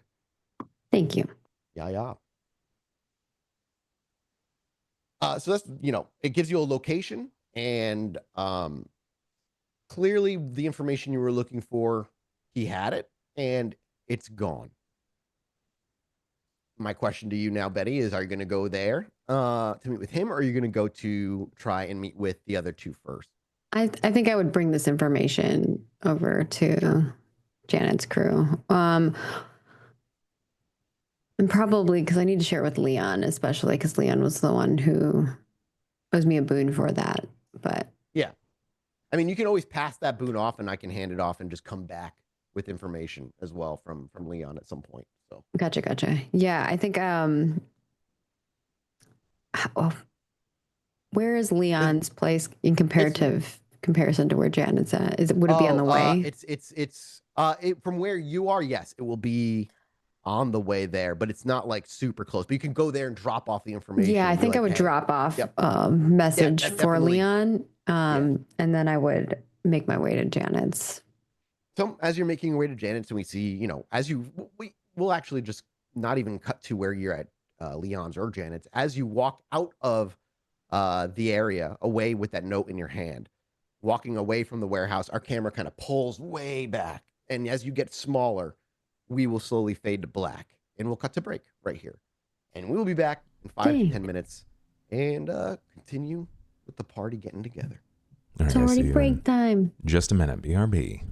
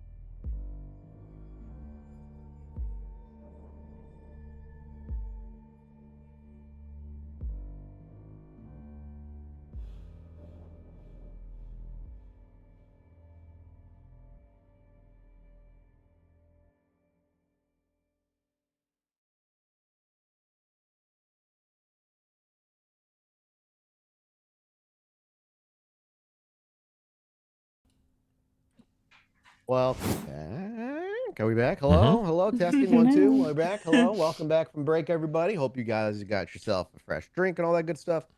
We're just gonna dive back in. I sent Mathis a bunch of symbols too. Oh, so did you? Sick. My spray paint symbols. Oh, sick. Okay. Cool. Yeah, so you can have fun with that.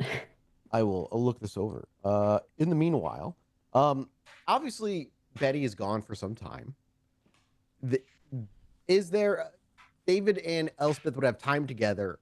I don't think you'd be allowed to stay in Janet's house for the entire night, simply because there's a dinner that she's supposed to be having with family, and you ain't family. It's not the same thing. Where, I mean, for the most part, Elspeth resides in Salem, correct? Correct. Yes. So you would probably head back to Salem, I imagine. Yeah. Well, the thing is, Annika said, no, well, I could go back to Salem, but Annika was like, don't come back to the shop with David. Right. Yeah. She said, yeah, she wants you to take care of him for now. The other place that, that Elspeth likes to go in the city is usually, well, actually, it's not even I'm not sure if it's in the city. She likes to go to like campus library. But like, David stick out like a sore thumb, even with the giant trench coat. He has nowhere to go with David. She's like, oh God, where do I? Yeah, I bet you there's even a bit of as you're getting ready for your nights, because again, sleep is just a blink for you all. It's not really sleep as much as you skirt the edges of what death is. Elspeth getting ready, she's probably running through her head. Oh. Yeah. Well, like, fuck. Fuck. And Janet hasn't made him like proper clothes yet, and like she was gonna like tailor him a fancy thing, so we still got this just like this jacket. So she just kind of looks over at David and is like, like, what do I do with this for today? She's a little nervous. And as David's getting on his coat, David, trying to get on his coat. Yeah. And you don't have the suit yet from Janet. It takes some time to get it tailored. I don't think she's taken your measurements yet, has she? No. Yeah, so you got no clothes in the works right now. So David, Janet's gonna kick us out soon. Because she's got business to take care of. Um, You hear Dolly Parton music start to play and like the floor above in her bedroom. yeah, she's doing her like morning ritual right now, and she like eats, weird stuff. So, um, we should figure out a game plan for the evening. I know you don't like wearing things. You don't like being confined. And I know we talked about like the societal norms of you standing out and everything. We have to figure out what we're going to do. I don't think this coat is going to last much longer. Every time I try to put it on, I hear it rip more. We could get you some temporary clothes. We could run to like a thrift shop and try to find something just to keep you, for now, just something, because we don't want you standing out too much. I understand. I hope that doesn't, It makes life easier for you and for Janet. It does. Then I will wear clothes, at least until I don't have to. Yes, like Janet said, here it's free roam. But once we step outside, it's a whole different story. So let's do that. Let's get you to a thrift shop and get some clothes that'll fit you, and we'll take it from there. Will they not be afraid of me if I come in? Well, possibly. Unless we go to one that's in like a part of town where people might not care as much. Or you can just like wait outside and I'll run in and grab you some clothes and you just kind of sit in the corner and hide. that sounds so bad. I feel bad when I say that. I can wait somewhere. I can hide. Yeah.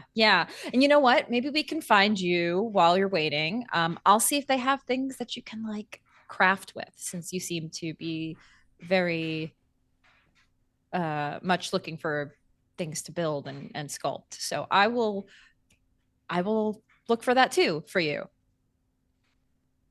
Then shall we leave now? Yeah, let's head out for the evening. Do I still need my coat then? For now, I know it's like ripping out the seams a bit, but you should try to, for now, keep it on, for the sake of the evening. I understand. I will trust. The last time I was outside, Janet seemed very mad about people. Will people not be outside? Yes, people will be outside, but perhaps I still have my car with me. Did we take my vehicle? I think we do. Yes. We can, like, if you go in the car, I think it'll be fine. Okay. David turns and starts to walk out immediately. He's beginning to look for the car. He marches out. I mean, Elspeth follows. So okay, we're going, and kind of follows too.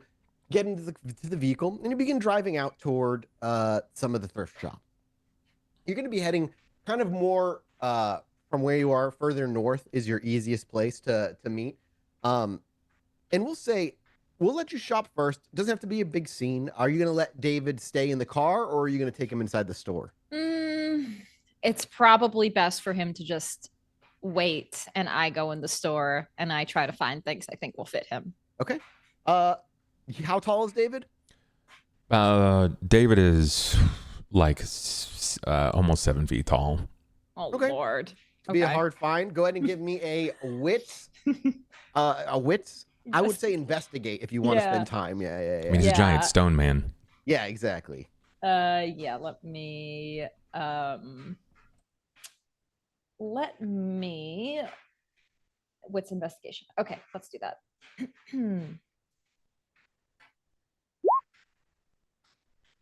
2, and you could reroll 2. Yeah, let's reroll 2 of those. Come on. All right, 3 total. 3 total? You spend a little bit of time, maybe longer than you prefer, but again, finding something that's gonna fit this guy is exceptionally difficult, but not impossible. And my last question is, would there be a style Elspeth tries to stick to, or is it whatever the fuck you can find that fits? I think she's at a point where she's like, whatever can fit, because he's got a very specific size. You get him a pair of those really popular in the early 2000s, late 90s, pitch black cargo pants with metal chains that like run from pocket to pocket. Couple of them, the chains are missing and broken off. And there's a bit of a worn hole in the left ass cheek, but not completely. And for a shirt, you find him let's say you find him to fit. If you don't care, you try. I don't know. You try to match color. What goes with black? Everything. Yeah, red, green. Yeah, like you find him. I would say you probably find him a dulled red due to the ages, collared, like 3-button down, like the 3-button shirt, a collared shirt, like a polo shirt or something. Yeah, polo shirt. That's what I'm looking for. Short sleeve, maybe, but might be a tight fit, but would probably fit. But he's already got a coat, so you don't have to worry about getting another coat. You would just have to cut some long holes in the back of the shirt for his wings. Oh my gosh. Actually, I would also maybe try to find a jacket if I can. With 3 successes, I'll have you find a jacket. Absolutely. I mean, the only thing you can find that fits his size and his wings would be trench coats. Yep, I guess we're doing this like this cousin Matrix. Of the Columbine shooter. Yeah. Oh my god.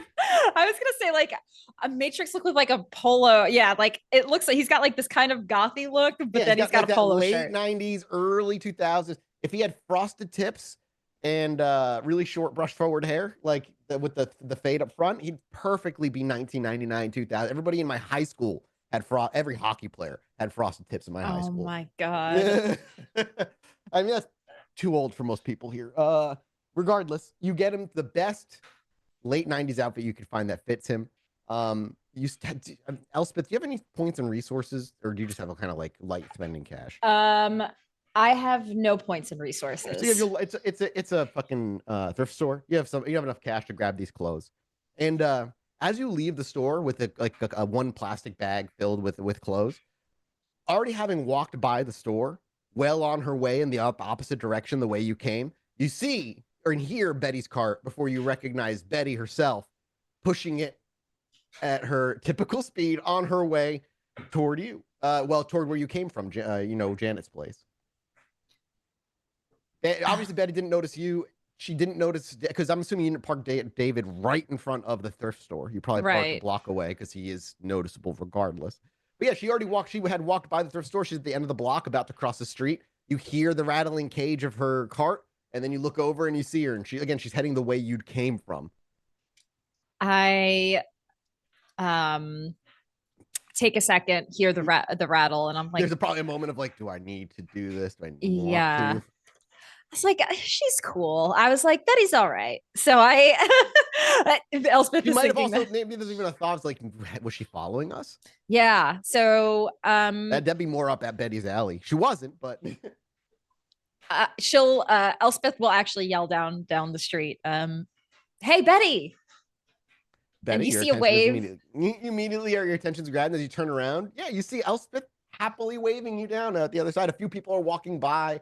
But nothing crazy. Like, it's not New York. It's Boston. When I see her waving by, I think Betty just says to herself quietly, but it's like, well, my night is about to get even more exciting. And Betty like turns her cart and starts making her way there. Scraping of that one wheel that is jammed and refuses to turn as you turn the cart, and it's like as the cage rattles a bit. As soon as you have it facing Elspeth, you start pushing it in her direction. You don't see anybody else. It's just Elspeth. Elspeth, she walks right on over. Elspeth has got a bag of clothes that very clearly would not fit her. Mm-hmm. What you got in the bag there? Well, I was just doing a little shopping for our friend, and she pulls out like the pants, and you see that they're like huge pants. He needed something to hold us over until Janet is able to tailor him something a bit nicer. Does he really? I quite like the way he looks on his own. It's not ideal, but if we need to move around and not be confined to Janet's place, we're gonna have to get him suited up. Who's confining you? Well, it's not that we're really being confined by force. It's just more the fact that we have to keep a low profile with David, and he's not exactly. So you're confining yourself, Elspeth. Oh, that is not the way to live, even in unlife. Look, Betty, I get your like live free lifestyle. You know, it is very admirable, but there are consequences to things if we don't, you know, we sometimes have to adhere to certain things and societal norms and all of that. And who told you that? I mean, that's just kind of life. It doesn't really need to be taught. Mathis, how far away did she park? Elspeth? Probably like if there was like a little side street corner, you're down the corner. How long do you think you'd be gone shopping? Probably like 15, 20 minutes, 30 minutes, because it's gonna take me some time to sort through them thrift shops trying to find the right clothes. So it probably took me at least 30 minutes. I don't know if David would stay in the car very long. Yeah. If I'm just being honest and true with the character, I don't think he would stay in the car. That's valid. Yeah. That is valid. And Elspeth is chatting away with Betty. Is there any place to hide? Like, is there like, I don't know, a dumpster or a trees, something that he might be able to hide around? Absolutely. Sure, yeah.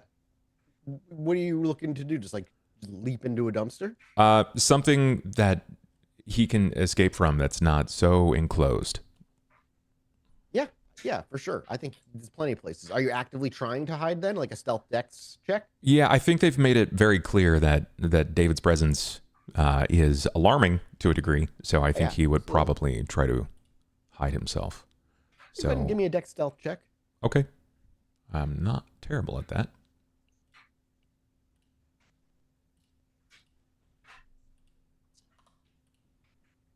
But only one success. It's a rough day for anybody touching the dice today. Yeah. I mean, you're hidden, right? Like you're pretty good with his earlier rolls. I think it's just he's a giant gargoyle. There's no way he's hiding the dice tell a anywhere. story. He's not a stealthy person. With one success, it's less that you're hidden and more that people look over at you and then look away out of just like, oh, that's a crazy guy. As you stand naked behind a dumpster. Slightly out of the way, but you're even at crouched, bits and pieces of you are kind of like still sticking exposed. out. I wanted to move closer to where I saw Elle going. Yeah, I imagine on their walk back to the car. You both are welcome, both Betty and Elspeth, unless you just step out. But I was going to have them make a wits awareness check. I think when he would see them, he would probably wait for them to get closer, knowing that he's still trying to hide. Okay, so give me a wits awareness to see if you see him before you get close. You probably will. I just want to see if he sticks out to you. Yep. 4 from Betty. Oh, oh my gosh. Critted. You both, the minute you both turn the corner, or let's just say as Elspeth immediately turns the corner, you could see the tip of his wing, the top of his little mop of hair, an elbow sticking out nearby. He's like crouched behind a dumpster. It's like just as Betty is like, we're turning the corner and Betty's going like, she's like, what are rules to you? Security, safety. Also, when Betty speaks like this, I meant to mention Elspeth, man, that's a whole lot like what your sire says the ministry talk like. You've never mingled with any ministry people yet. Yeah. And as you're going down this path, Betty, of conversation, Elspeth immediately like, huh, and she like kind of panics because she sees David peeking out. She like grabs the bag and like just and just Elspeth's starts running. panicking, and Betty's just laughing. Yeah, but you hear a slight like chuckle, maybe even a little cackle out of Betty. Does Elspeth wear heels, or is she a more practical girl? And like practical is the wrong word. People can run in heels. I cannot. Yeah, right. I can't either. Running in heels is not easy. No, but unfortunately, Elspeth is not she's not a heels girly. He's not a heels girly. Not, there's no I feel like she's like the black combat boots vibe. Yeah, she probably has like long, she has like black boots or the loafer, like schoolgirl loafers. Fashionable with or Mary like Jane cute vibes. Oxfords. Yeah. You don't hear heels then on asphalt, but you do hear the crinkling of the bag as it gets closer. And as you peek out, David, you would see Elspeth coming. Like, are you running or moving with purpose? Moving with purpose. Yeah, she's like speed walk / almost jogging in your direction with a plastic bag. Oh, there you are. There you are. Not in the car anymore. I was hiding. I see you're hiding, but I did see you, David. So I'm not very good at it. Everyone can see your butt. You see Betty like strolling behind, taking her time. You hear Betty before our camera pans up and we just see her behind David, just looking at his ass. Where did Betty come from? Well, I come from the darkness. She was down the street. Oblivion? Oh no. Can you tell me more about Oblivion? Oblivion, I see. We had a whole philosophical discussion last night. I love a good philosophical discussion. Yeah. No, Betty was just down the street, David, and I said hi. We were catching up. So it's good to see you, Betty. It is great to see you as well. I managed to find some. As you're like shoving clothes into his hands. I managed to find some clothes. All of you, honestly. If you want to try these on, I will. I'm sorry if I'm not supposed to be hiding here. I didn't like. You're not hiding very well. It's all right. Is that what you were doing back here? I didn't like the silence of the car. Oh, I don't like it either. This is why I prefer to roam. You get to hear the city street. Oh, it's so lovely. When I'm alone, it made me feel trapped. Oh, but being alone is not trapped, dear. Being alone is freedom. No one to worry about. Only you and yourself. Mood, Betty.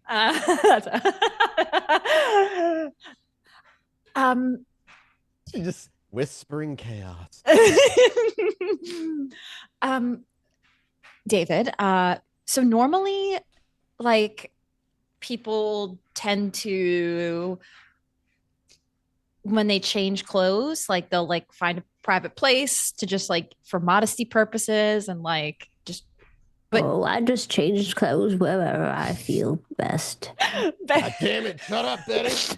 Betty is not causing problems over here for David. But she's like whispering, like I'm like trying to the devil on the shoulder. I'm trying to teach him normal societal norms. So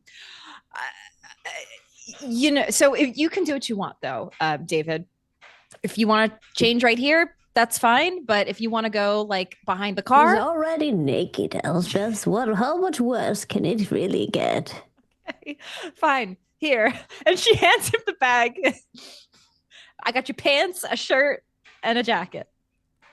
I didn't think about shoes. Well, I guess that's fine. You can walk barefoot. Why would I go by the car to change when I can change right here? That is what I'm wondering. Again, it's just the like societal norms. Some people are ashamed of their nakedness, my dear. Most people, that's kind of like how the world is. Almost like how the world you're trying makes you feel. As you have like the angel and devil whispering on your shoulder about where to change your clothes. There's a few people that kind of walk by the corner, and a few people gawk. No pictures are taken, but there are a few people who stop and look at David. Some out of pure like awe, others out of just curiosity. Sometimes a mix of both. It's like I would say at total, 3 people over the course of the conversation kind of walk by and gander at David. Societal norms are defined by the masses, and I am different than the masses. Yeah, see. You're getting an empty it. beer bottle as one is thrown in your direction haphazardly, not out of aggression, but somebody just not paying attention. This is true, David. But remember, we were saying we're trying to keep you a bit more concealed. I understand. Yeah. I'm only wearing these clothes because it makes you more comfortable. It makes I think Betty just cackles at that. Gosh. Yes. Well, not really me, but just the world. People on the streets. See, look at these people. That people just like making random comments and things. Like, we don't need that. Are you not supposed to comment on things that are art? I revel in it. Out of curiosity, is Elspeth feeling stressed in this moment? You are suddenly maybe she's not, but to watch Elspeth suddenly thrust in a mediation position between chaos and infant nubile naivete. I wonder if Elspeth really had to deal with something where she has to mediate like this.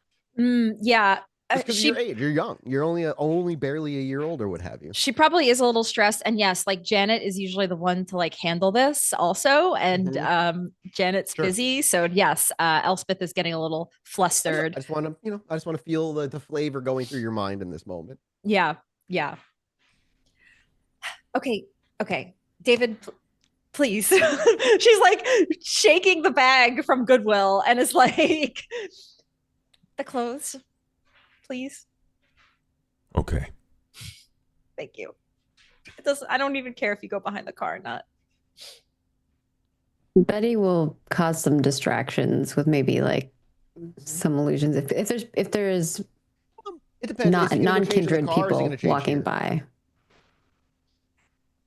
Where's David changing? I think David is changing right where he's standing next to the dumpster.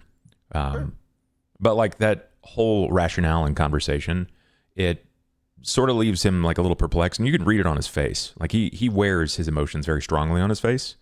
But it's never like hostility or anger. It's more in confusion from the artistic glance of things. So as he's like trying to figure out the pants, and he sees, you said the pants have like a chain on it. Mm-hmm. He rips the chain off of it and like just tears it right off. Fair enough. Yeah. Throws it into the dumpster. Tries to like squeeze his body into the shirt, and you can hear it like tear even more through the back. And he's still trying to like look at you, Al, and he asks, "So are they looking at me, or are they looking at you?" What do you mean? You said that I had to dress to make things normal for society, but when we are together, I find you more visually appealing than myself. So are they looking at me, or are they looking at you? Elspeth like smiles at that. Well, I think comparatively, you are probably the more visually appealing. It's just, you don't have a mirror, so you can't look at yourself. Well, it depends on what you're really into, David. I guess true, I like art, Betty. And art is made by people, by men, by women, and even people like us. And Elle was made by someone, therefore she is art. Just like you were made by someone and you are art. I like to think of myself as art. Yes. We all are art. And she like whispers over to Betty, doesn't he kind of just sound like a little toreador to you when he talks like this? It's like giving one of those roses, really into the whole art thing. And would that be a problem? No, I'm just trying to figure it out. And these are the clues that were being given. He really likes art. Good observation, Watson. She sighs at that. Okay, well, David, you're looking good in your new clothes. I think that I look silly. You at least blend in more with everybody else so people won't be making strange comments at us every 5 minutes. I don't like the way the denim hugs my legs. I'm with you, dude. Yeah. Also mood. So Betty, what were you up to this evening? Oh, many things. I've traveled near and far.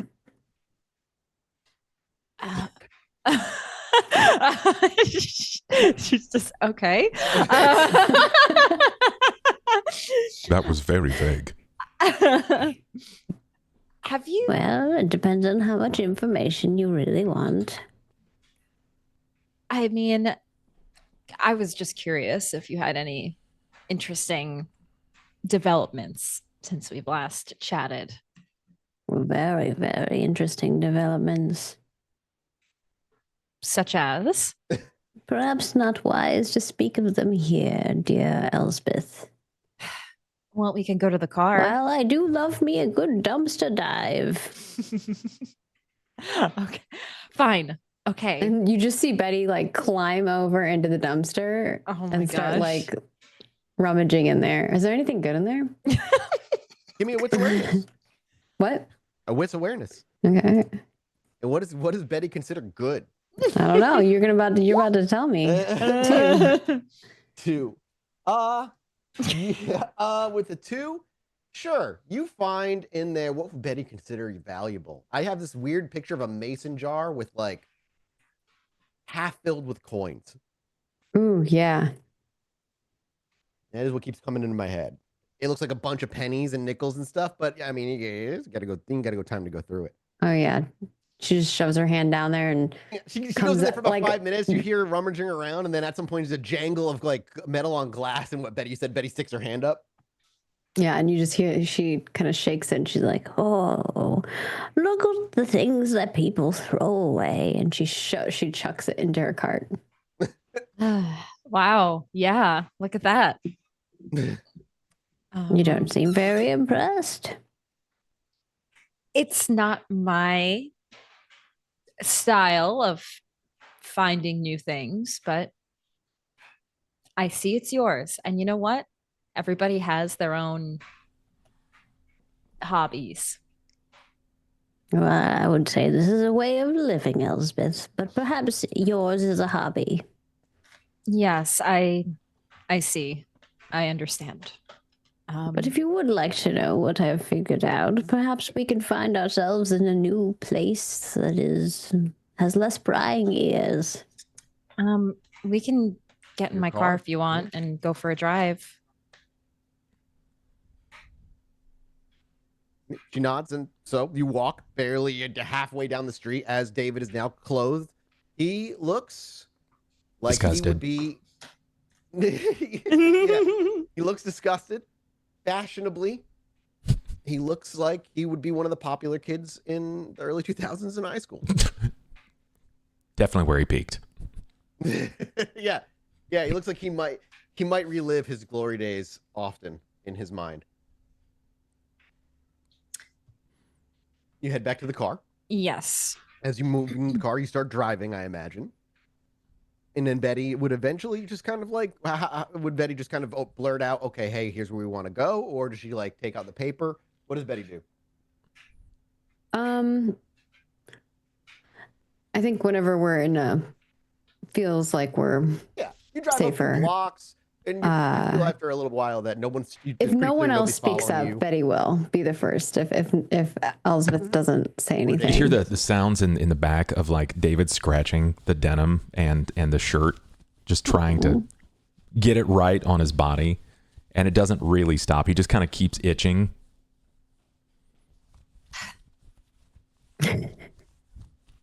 You'll get used to it, David. Don't worry. David is me. He leans in despite like the pressure on the seatbelt. The fabric on my skin itches. And it's loud. It's like whispers I didn't ask to hear. I don't like this. I'm sorry. I the clothes also aren't like, they're probably made out of like synthetics and stuff that's not like the best quality. Once Janet is able to tailor you something, I'm sure it's going to be like nice cottons and things that won't irritate your skin. There's an exasperated sigh. You like the textures touching your skin. You have to try something like wool, perhaps. Exasperated sigh. He sits back and it's like a cage. You can't grow in a cage. You can only survive. You've done it wrong with clothes. I say take it off.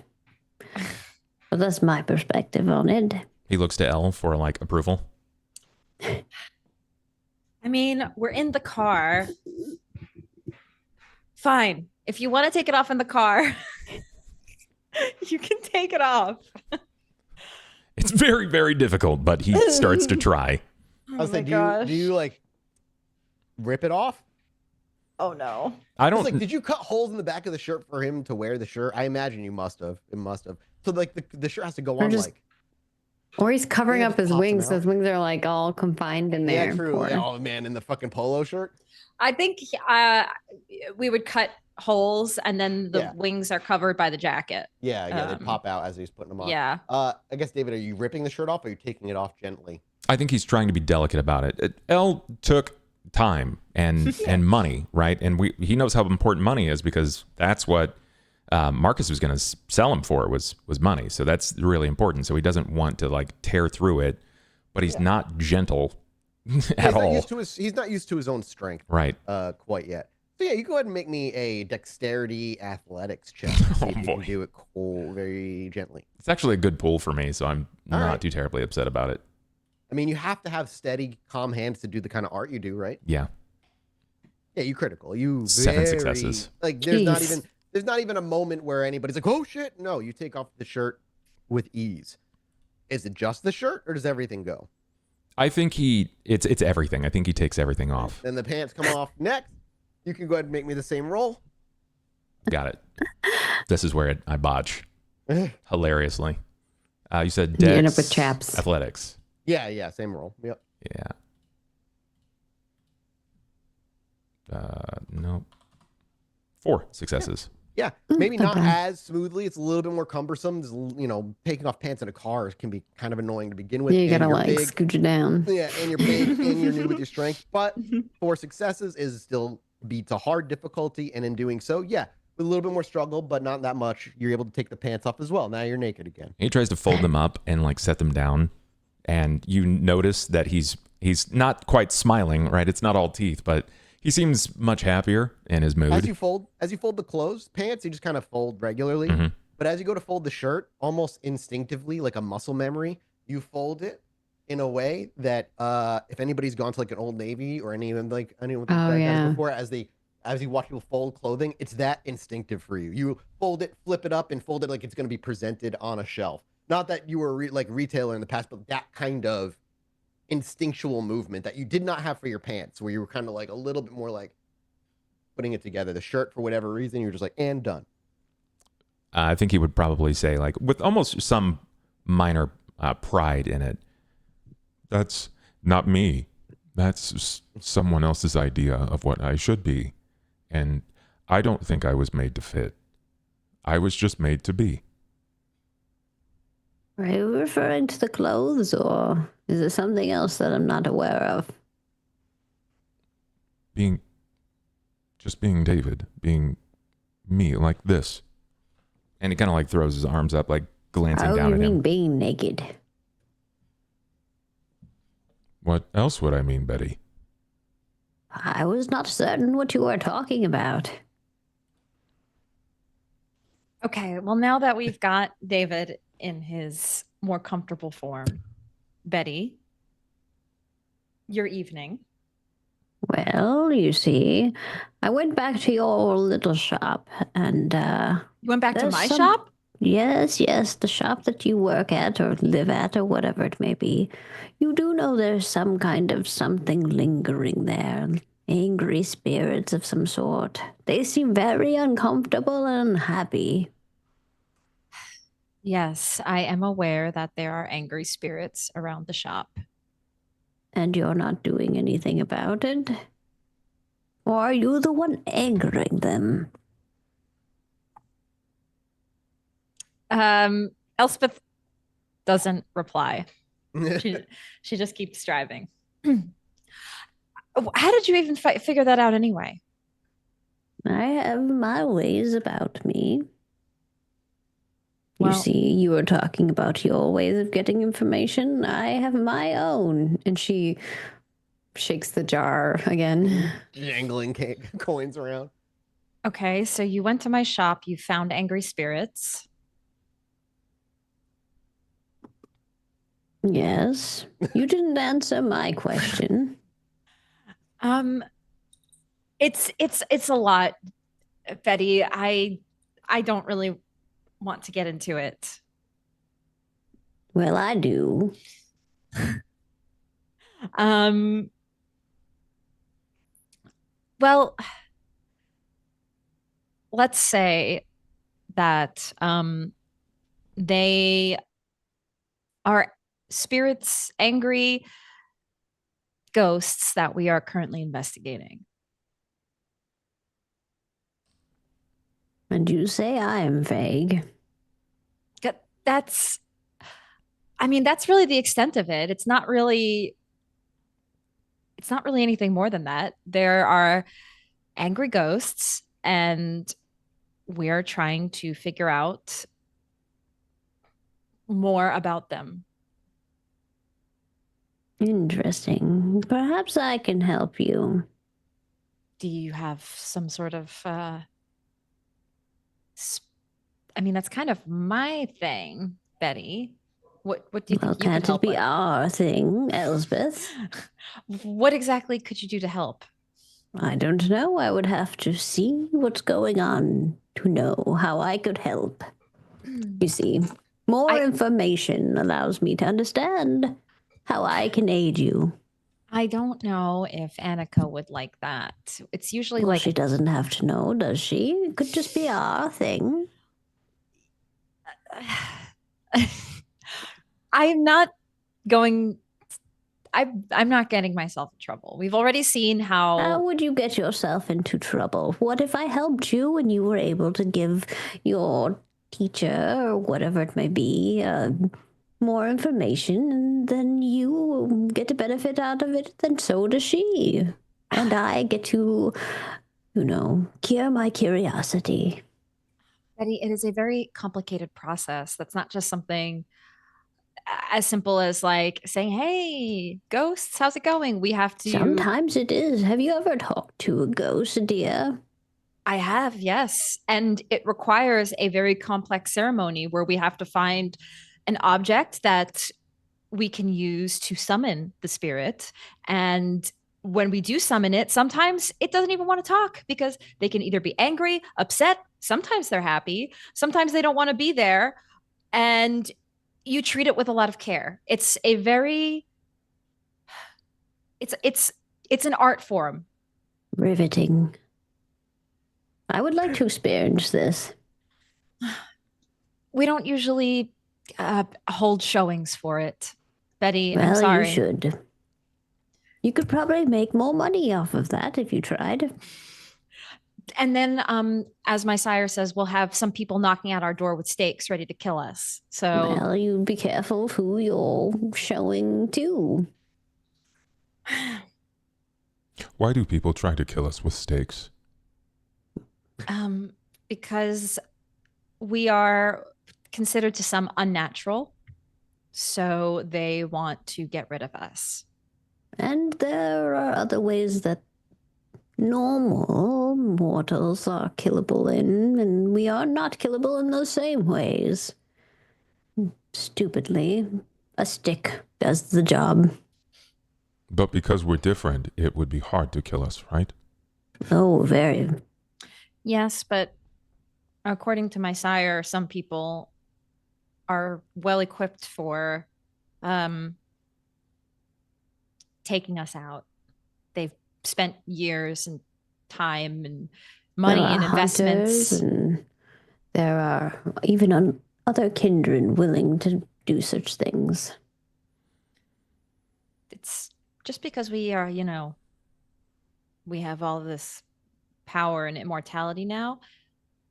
Honestly, it's just as dangerous as when we were mortals, I feel. There's so many things we have to worry about and look out for and make sure, we're not getting hunted down. Hell, every time I have to drive from Salem to the city, I kind of take my own life in my hands because I have to drive through some territories where they talk about these things, these lupines, and it's kind of scary. And I've never seen one before, but man, I don't want to see one. What's a lupine? It's a big, angry wolf that is can rip us to shreds. That's all I know. Well, you can't live in fear, dear. Well, I mean, there's a lot out there. And I think we just need to be careful because if you just do things without proper care, then something bad could happen. And that's why, Betty, the whole thing with you getting all involved with the ghost stuff, I just don't think it's a good idea.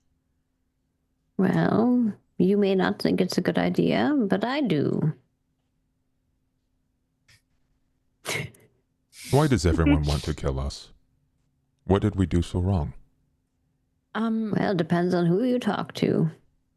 That is true. Some people just think we are evil beings because maybe they were raised to see us that way in pop culture, and or some people just have had a bad experience with us, or maybe a loved one was harmed and now they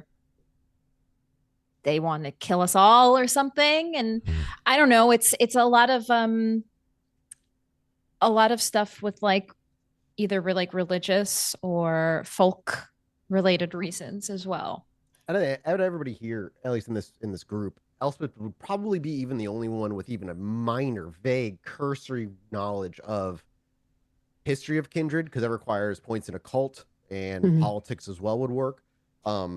So yeah, just you're not doing anything, you're doing it perfectly fine. I'm just to put out there for the listeners, unlike our last Kindred that we played with and from SOS, being as new as you are, you wouldn't really, like I said, you probably have whatever understanding of the past of the Kindred that Annika would have imparted to you, only of which was stuff that was likely necessary. Simply because a lot of what you hear about how Kindred came about, why people want you dead, etc., really varies from and game mechanics turn super to super. But for Elspeth, I would say I'll leave it in your hands as to what you think your sire would have told you about and if it's relevant to the conversation. But looking at character sheets, it looks like you're the only one with a dot in the cult. Yeah, makes sense that she's the one that's saying things. Yeah, so it really depends, but a lot of people just have a bad stigma with us because of, I don't know, who we are. I guess you would understand everybody kind of just sees you as an abomination. You're the only, other than the ghosts which you work with, no one else is like a walking corpse. No one is defying the laws of nature in that way specifically, which is kind of, the whole thing with vampire. I'm trying to, demon, yeah, but you're not going to deal with any demons. And Wraith and Geist, technically, but you also are bringing, as a kindred, you're bringing them back. So, yeah, I was just thinking out loud.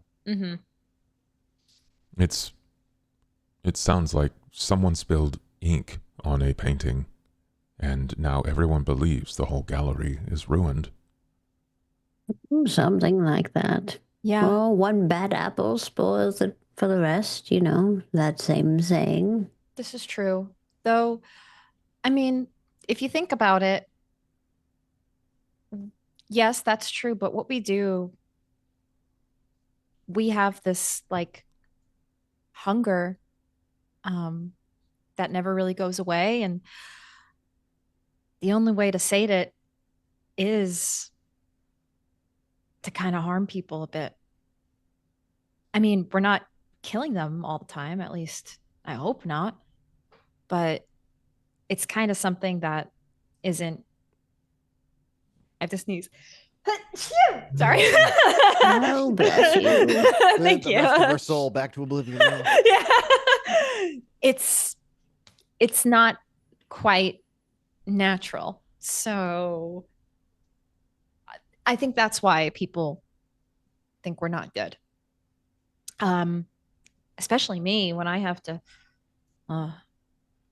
well, Betty's seen it a bit, but when I have to feed from people, it doesn't always end well.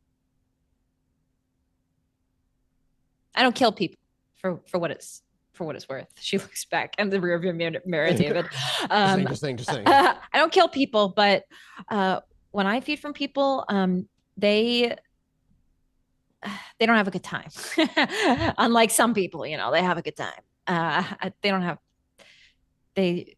It seems like it hurts them a lot. So he nods in understanding, and like you see him kind of glancing out the window. It's sort of like he's rapidly taking in all of the information of the world around him. This is like the formative years of the toddler years, where it's the most influenced in learning, right? Like everything is losing its roundedness and it's becoming very pointed. So he's getting more definition in what it's like to be a kindred. And maybe not exactly, but kind of similarly, and maybe Elspeth sees it in them as well. She's similar in that she's only been a kindred for a year. So while granted, you served as a ghoul for a while, you don't really understand what it's like until you're there. And I imagine similarly, those whatever rounded edges you may have had are slowly kind of, there's a similarity, I imagine, between the two of you that you would recognize in that. Though obviously David's is much more nubile and naive. I have a question for you, Mike. The message that I got from Mutt, it is the Harvard Avenue Alley basement with the tattoo place. Is that a place that I know of? Is that the place where Magpie was, or is that like a different place? Totally this is a different place, but you would know the location. Then of it. I think, as this conversation's going downhill, Betty is depressed about it. Like she's going down this hill. Well, that was a depressing conversation. I have more good news, or perhaps not good news, depending on how you see it, but perhaps something for us to do that might take our minds off whatever it is that you were just on about. What news is that? Well, you see, someone I've talked to has said the Capital Kings have the package that we dropped off. The who? You can make a wit streetwise check. You can too, David. Nope. That's actually That's pretty good for my dice pool. Oh, I have a character sheet. They got a 3. I have 3 successes. Oh, beautiful. Yeah. With 3 successes, nope, you have no idea where they are. You have no idea who they are. They are, I mean, they're very new, basically. But actually, I missed what you said, Betty. What was it called again? Capital Kings. Yeah, the Capital Kings. They've never heard that before. Okay, Okay, I see. Capital Kings. Also might make sense. It's a little harder for you too. You're in Salem most of the time, not in proper Boston. Yeah. Okay, what is it about these Capital Kings? Well, you know the package that we dropped off. Oh, it was dropped off with them. Okay, right. I have no idea who they are. Well, it's probably best that you don't know who they are. Do you know who they are? Oh, a bunch of kids who think they can make a name for themselves. They're the mortal kinds, easy to deal with. Okay. Mortals got the package? Yes. I was thinking we could pay them a visit, perhaps. And do what? See what's in the package? Take the package? take it. Wasn't our job to deliver it? Yes, well, you see, I think the wrong people got the package. How Elspeth must be so goddamn confused right now. Yes. The wrong people got the package. So we were supposed to deliver to certain people, but these capital kings got it. Yes. Oh, finally you're catching up with it. You're not the best at explaining these things, Betty. Well, does it matter? All that matters that we go get it. I'm getting straight to the point, dear Elspeth, which is take a left here. Oh. She just oddly, like, after all that rambling, how odd that at that moment it is the exact moment you actually need to take a left. You didn't miss it, you didn't overshoot it, it was right on time. Okay, and you drive, you're heading that way. Unless there's any conversation. Yeah, go ahead, Betty. I will give her directions to get to the place that's across from the tattoo. Yeah, you parlor. You give her directions out that way, and where you're brought to out by across the street from the tattoo parlor. It's a little place where you often meet Mutt to talk. Anytime Mutt needs to get a hold of you, it's usually a few different places, or he'll come meet you where you often tell him to. And this is one of the places he's often hanging out at. Is it just Betty going in, or is everybody going to go in? I think, Betty, you're the best at like sneaking around. You know, I can do that too, but not as well as you. I am not good. I'm not sneaking into here though, right? Or are you're you just going to meet right now, Mutt? You're just going to meet Mutt. Oh, you're walking it's a right contact in. To me. Again, I have no plans of sneaking. Not yet. All right. Maybe you take the lead, Betty. David. Oh, David, you should come. Should I put on pants first? Yes, probably. Pants and the shirt and the jacket. Okay. All right, Betty, you take the lead on this. We'll be your backup. I'm not good with changing people's minds, unfortunately, David. Nor am I. You could probably be naked if we had Janet here. That's all right. Well, David will intimidate them.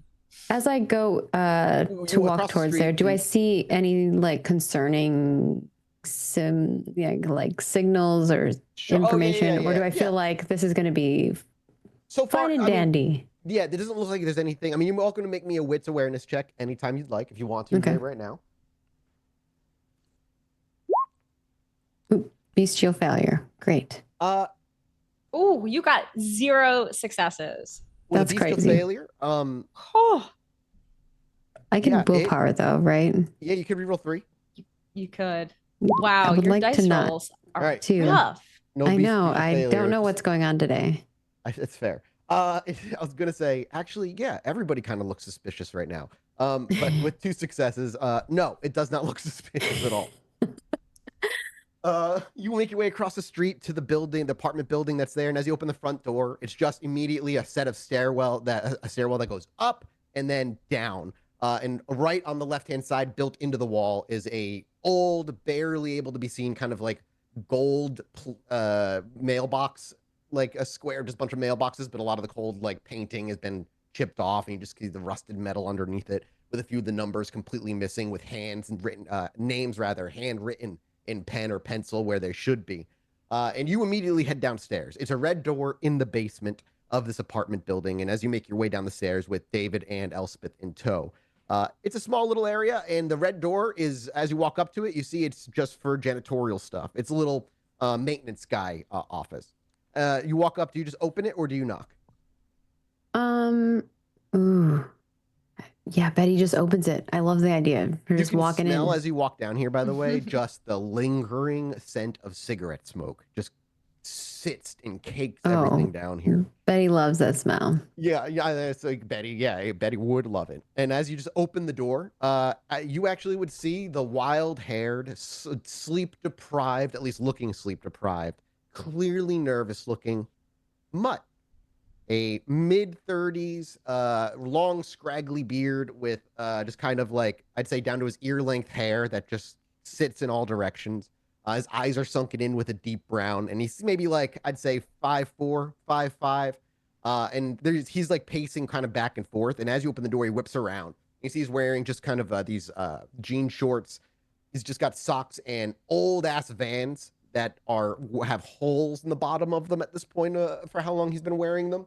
And one of those like those graphic tees that I laugh at you, laugh at me because I'm the same. I'm different. I laugh at you because you're all the same kind of like vibes on his t-shirt. Actually goes really well with your cargo pants, David, that you are wearing right now, right? It's like almost like the other half of the outfit. How weird. And as he whips around, he sees Betty. The anxiety quickly melts. He's like, oh, thank God you got my message. I didn't know if I paid her enough and if she was just going to run off. Well, she did run off, but I did get your message. I can't go back. Why was she so scared? Because I told her to go meet a stranger by the docks by herself, and I only paid her $100. Is that a lot of money? No, that's why. But she looked like she really needed a fix. And that's all I had on me, so I don't know her. Thank God you're here. Listen, he immediately kind of cuts to the chase, and he just takes a deep breath. I had the information you asked for. I got jumped. You got jumped? He just kind of nods his head, almost in like he's ashamed. So, do you remember this information? Oh, no. It was on a USB stick. I wasn't told the information. He kind of he takes a moment, almost clarifies. Yeah, the information you were looking for took some wheeling and dealing to get a hold of. I wasn't privy to knowing what was on it. Well, so these Capital King folks have it, you said? He sighs and he rolls his eyes. Yeah, they fucking little punks. If I had seen them coming, then I wouldn't have been a problem. Or maybe if you worked a little bit on that. And she points at his muscles. He shakes his head and he's like, God damn it, Betty, you know I'm a ghoul. And you still couldn't take on a few young kids?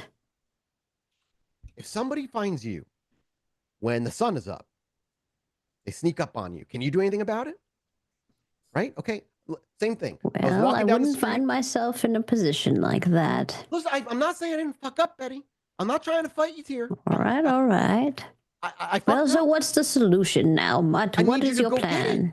There's 5 of them. I can't take them on my own. Are you going to come with us? I could. All right. Come on. And she like kind of ushers him towards. This is David and this is Elspeth. Yeah. Hey. Hi. Not the first time I've seen you with people. And then as he walks by you, Elspeth, and he looks by David and says, hey, ho. Jesus, dude. No, I am David. Right. Oh. Is he simple? He looks over to like Betty. Oh, he's much more than that. All right. Oh, you are interesting looking. I have been told. He just nods and fucking walks. Look, I think they're still at the fucking basketball court, like a few blocks from here. Like I said, one of them's strapped. So like, if shit breaks out, I got no way. He's like, he pulls up his shirt. I got a fucking knife on me at best. I don't have the money for a fucking gun, which is why I reached out to you. And just stand behind me. You'll be all right. All right. Yeah. All right. That's what are you? And he points to Elspeth and then obviously David. They'll be fine. Oh yeah, but are you you're like a vamp? We're kind of a group, we work together often. Yeah, but are you like me or are you like her? Oh, you said, yeah, I'm a ghoul. That's what people call me. No, we're like Betty. And I am an artist. I am also an artist, but we'll talk about art another time. He wants to say something, but it's clear this is just like too much to focus on. He's still very, very clearly anxious. Yes, Elspeth? Betty, what's the plan here? Well, we're going to go find these young whippersnappers and get our stuff back. Are we just There's gonna? only like a fucking handful of them. Are we gonna just fight them? I'd like to see them fucking try, honestly. Are we gonna just scare the shit out of them? Well, I don't normally do fighting, but if it comes to that, we'll play it by ear, I suppose. We just need to get the information. We'll get the data stick back off of them. Exactly. If they pull their gun, I mean, do what you gotta do, but... Okay. I prefer to use do a little distraction and then sneak and get my things. Okay, well, if you're doing the sneaking, who's doing the distracting? Well, I usually take care of both, but you're welcome to do anything that you'd like. You know what, Betty? If you got this handled, maybe David and I will sit back and watch. Or unless, David, you want to help. How can I help, Betty? I think we need to see the situation before we know what the strategy is. Can't kill these fucking kids. You know that. I don't have plans to hurt them. Unless they try to hurt me, then self-defense, dear mutt. Sure. Okay. You guys sound like you're talking about fucking killing them. I'm just making sure you just like don't kill them. No. They're like there's a handful of them, but they're like kids, man. They're just another fucking startup gang trying to make a fucking name for themselves in a city that's already been fucking claimed by a bunch of fucking other fucking asshole fucking gangs. Exactly. Well, he uses that word a lot. Yes, he's very expressive. Honestly, think this like kind of like community service. You scare them hard enough now, maybe they'll fucking drop the act and stop trying to take fucking territory that ain't theirs. I might be able to help with that. I think I am scary. Oh, you are not scary. You're kind of hot. Can I not be scary? I'll agree with that. I mean, it could be scary for some people. I'd be scared to be like with you. I'd be getting nervous or something. David, you could be scary, but is it in your nature right now to do that? I won't hurt them. No. I don't want to break them, but I will if I must. And it's not because I'm angry, it's just because I was made strong and they were not. Yeah, why did that kind of sound sexy? Am I the only one that was like that heard that and thought? No, I'm a little into it as well. All right. Betty, maybe David can be the distraction while you do the sneak. Well, let's see what the baseball court looks like, and we'll make that decision. There's no baseball court, Betty. Look, you look old as shit, Betty. Have you never seen a Sox game once in your life? Have you never been to Fenway? Oh, I don't care much for the ball sports. Oh, good Lord. Oh, good Lord. Jesus fucking Christ. You're all fucking weird. Okay, let's do this. Yeah, he's like, it's over fucking this way. And he's like, hurries up his pace a bit. And as you approach, you actually see on the outside of the chain link fence that is probably like 8 feet tall. There is a tall, lanky looking dude wearing just like athletic wear that sees you and catches your eyes, looks away, and you just see him kind of give a sharp whistle back behind him. Who's up front? Who's leading into this area? So you wanted David to be a distraction? I think it depends on what do we like. What do we see? You see, so like I said, the person you see outside the chain link fence as you're approaching the area, maybe again looks young, late teens, early 20s at best. Tall, about 6 feet tall, very lanky, wearing just kind of Under Armour shirt, just typical sportswear. And we don't see anyone else. We just see this one. Past him in the chain link fence, you do see like a huddle of like 4 other people. And he's sharp and he whistles back to them when he gets eyes on you. Unless you're trying to sneak up on them, but they're like hanging out in the middle of a basketball court that has lights and stuff. So I think as we drive up and we see this, I think Betty says, "Oh, I don't think sneaking is going to be an option for us this time." Okay. Why can we just not walk up and talk to them? That is precisely what we are going to do. And Betty's going to start walking that way. I would like to turn Daunt on. Yeah, Daunt's absolutely. We'll that'll be used when you start. It's on, and then you'll add it to your intimidate rolls and such. As you walk with Betty leading, Mutt kind of falls behind, stays behind all of you if you let him. Elspeth, I imagine, is next, then David, or is it David? Just walk up as a group. This guy whistles back as he sees you walking up because you're not stealthing. And as he whistles back, he actually also turns and walks into the chain link fence, and you actually hear his voice. Yo, Prez, they here. Or just to say, someone's here. And you see the other 4 of them kind of start to break up. And what you see, just to give you an idea of like what these people look like, other than that guy there, the person who immediately responded to "Hey, Prez" is somebody who's maybe in his mid-20s at best. He doesn't look as young as the guy outside. He's wearing a Washington Wizards jersey. Over the hoodie, he's wearing underneath that as well. And he's wearing just like plain jeans and sneakers. And he's the one that turns around and immediately starts walking in that direction. Behind him, and he's maybe like 5'6", 5'7". Behind him and immediately following him is another young-looking guy. This guy is much taller, about 6'1", like the guy out front. But unlike being a lanky dude, this dude is big. Not big in the ripped, I am ripped with muscles. He's just a big person who knows how to use their size. And he very much looks like that. He does not have a gun or anything on him, and you would realize the person that's walking toward you that responded to Prez actually has like a pistol openly tucked into his jeans with his shirt and his jersey under the pistol's hilt, so you can see the pistol sticking out. You also see a young woman back there that also is kind of just keeping an eye on you all. She's kind of tapping her foot up and down a bunch. A little bit of an energetic feeling I think you'd get off of her. And then you'd have 2 others, right? That's 3 total so far. There'd be 2 others.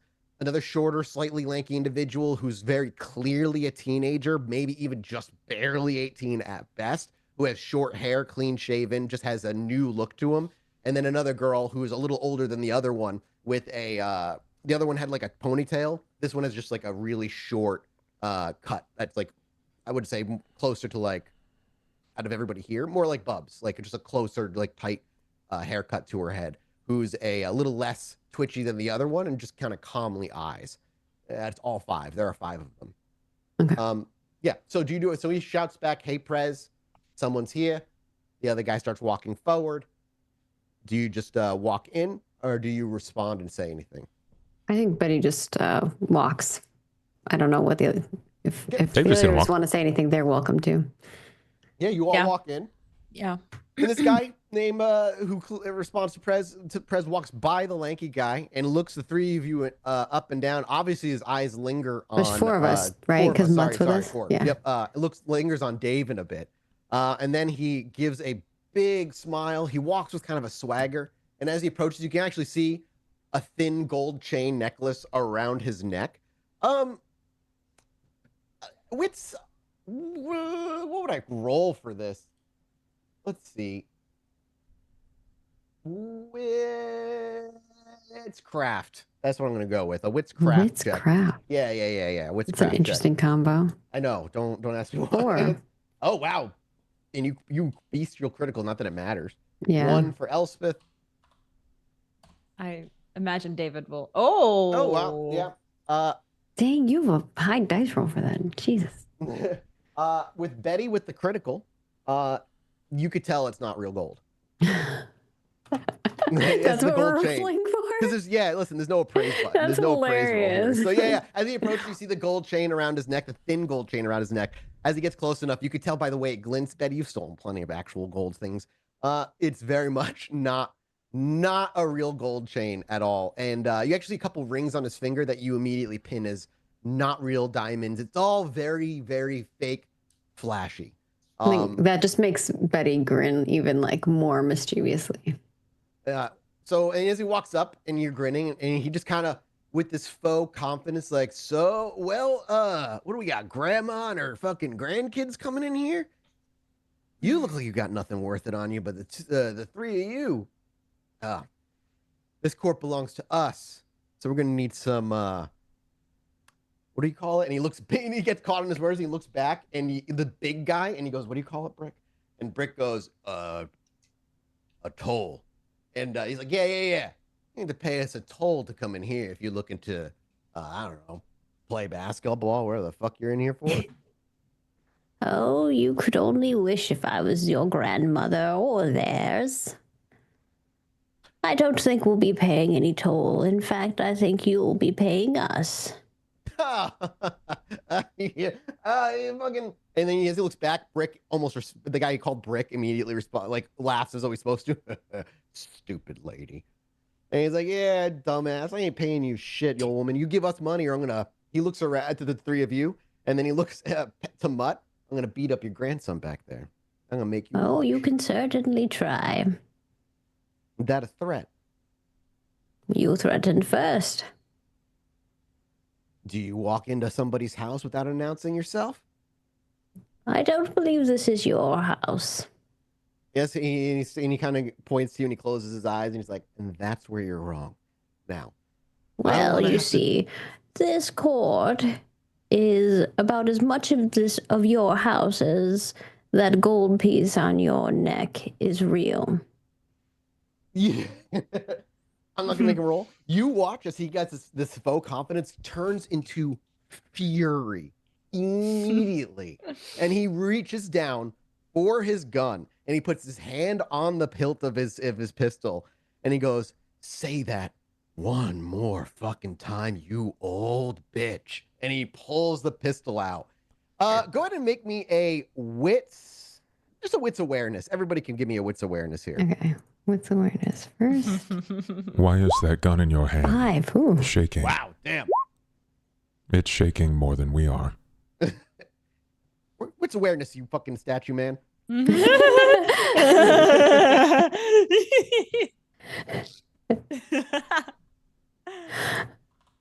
Oh. Right. Damn right. There's a slight subtle shake, but what you notice more, Betty, more than anything, is that gun looks fucking brand new. And not only that, you catch the flash of the serial number still on the goddamn thing.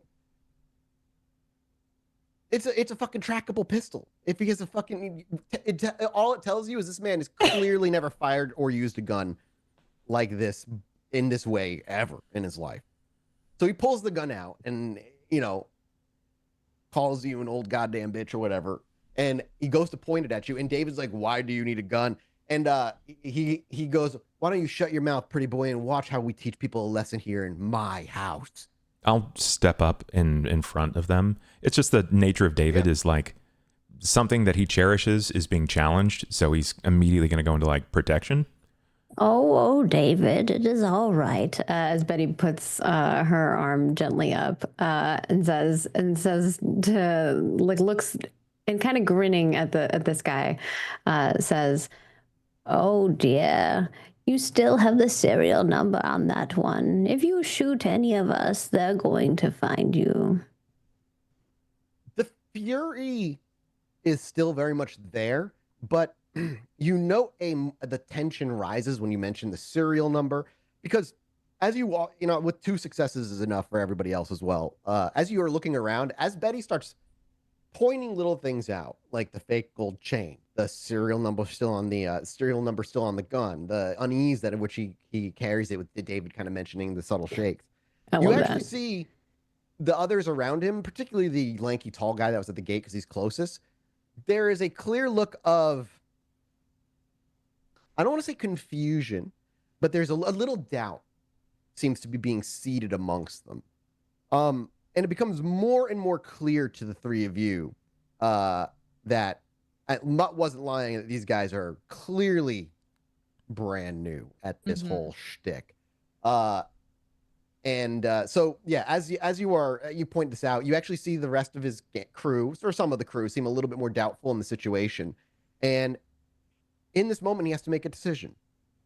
I'm gonna roll for it, but let me actually make a wits awareness or wits insight for him rather, to see if he does pick up on the others as well.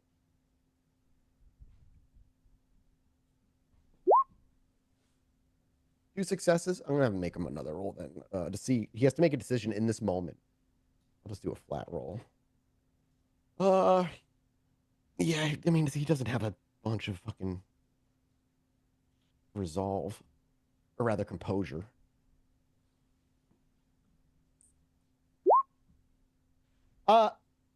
There's a flash a moment where his fury becomes tense anxiety as Betty begins picking apart the like really laying him flat and open for what he actually is, the fraud that he really is. The other people among him the seed of doubt seems to creep up a bit. And like I said, the flash of anger, he has to make a decision. And he's going to fire the gun out of pure, I'm going to show you. So David is... Can I dexterously like grab his arm or like push? You don't have celerity. No one really does. However, you are a kindred. Well, he's point blank. I would say I would give David a chance at it because he specifically stepped up to say he was going to try and get in the way. So I will give an opportunity, not for him to step in front of it or dodge out of the way, but to... I was going to play a little game.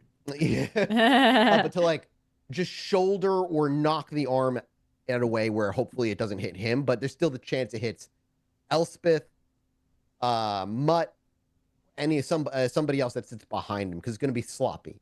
Because you don't have celerity, right? No, there's no way you have celerity, David. Can I step in? I just want to step in and be the sole target of the shot. Okay, David, give me a wits insight. Oh, did you already give me a wits insight? No, give me a wits insight, David. Okay.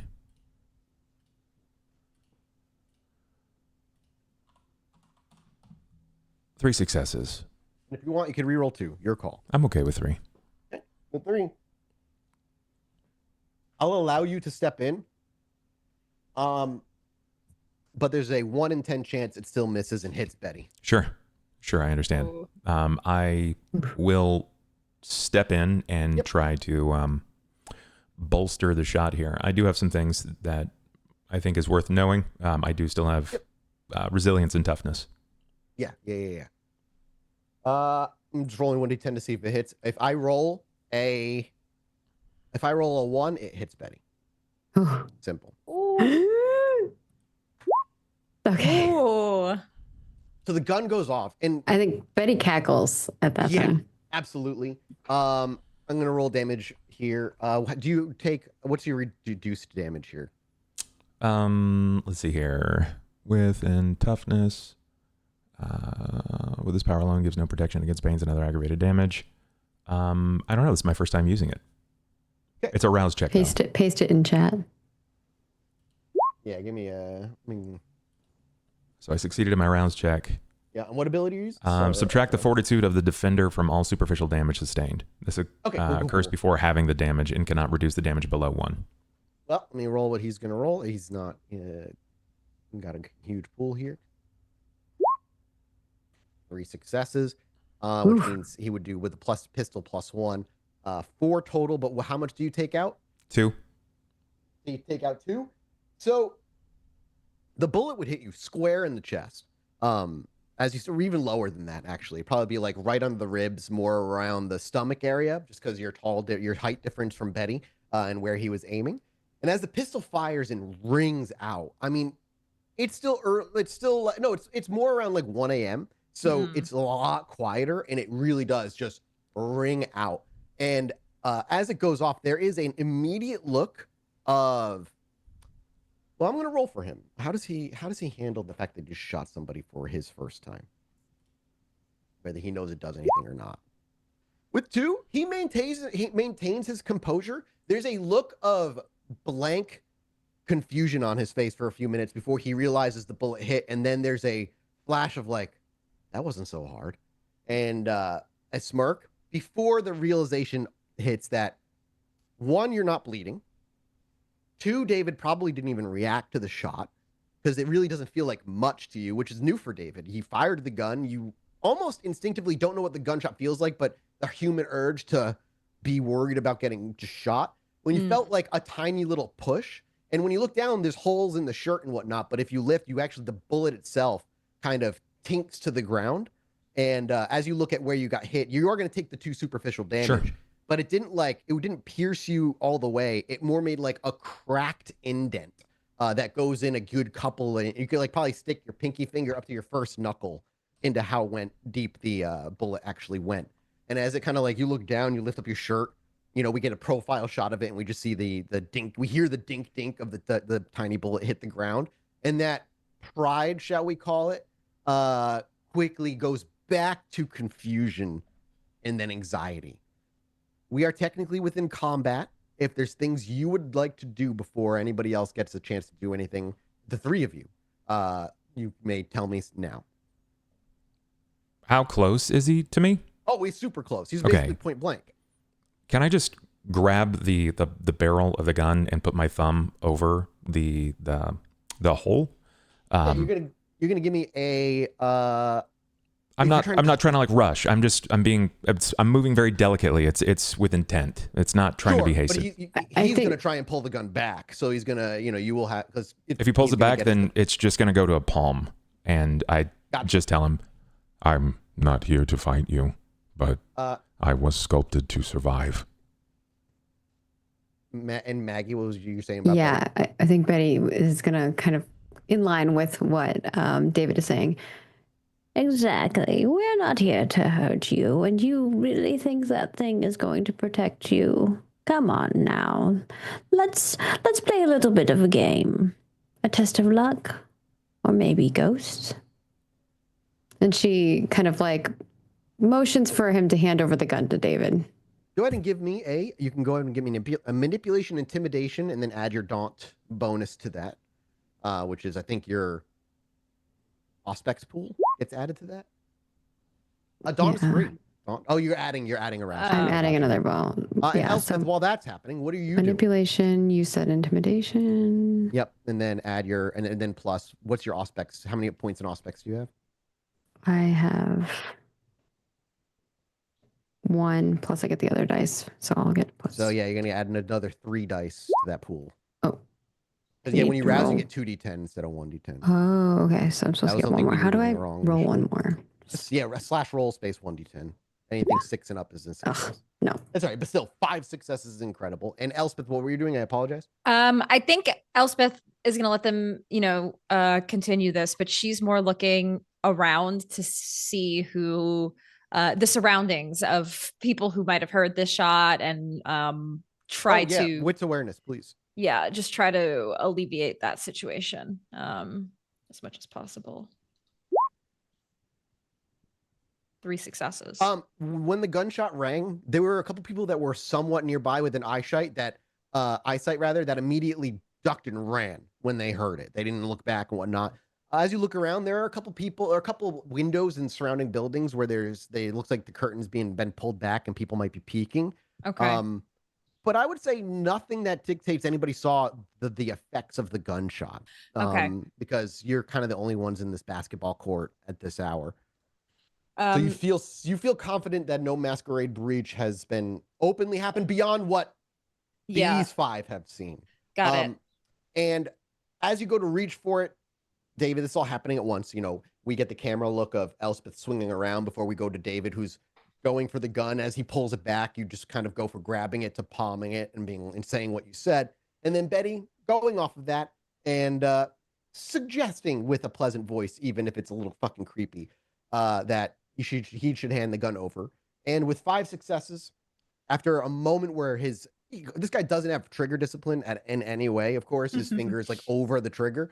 There's a moment where he could and very well may have pulled the trigger a second time, but rounds happen quickly and Betty was able to get the words out. And so he hesitates, and he knows handing this over is going to, the people around him are no longer going to, the respect will be minimal, but seeing what he just saw, plus having daunt on, the hesitation lasts maybe a couple seconds before he just kind of he doesn't hand it, he tosses the pistol over to, did you want him to hand it to David?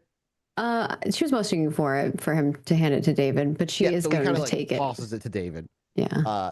David, I'm not gonna make you make a roll. He catches it with you just kind of grab it with your open palm.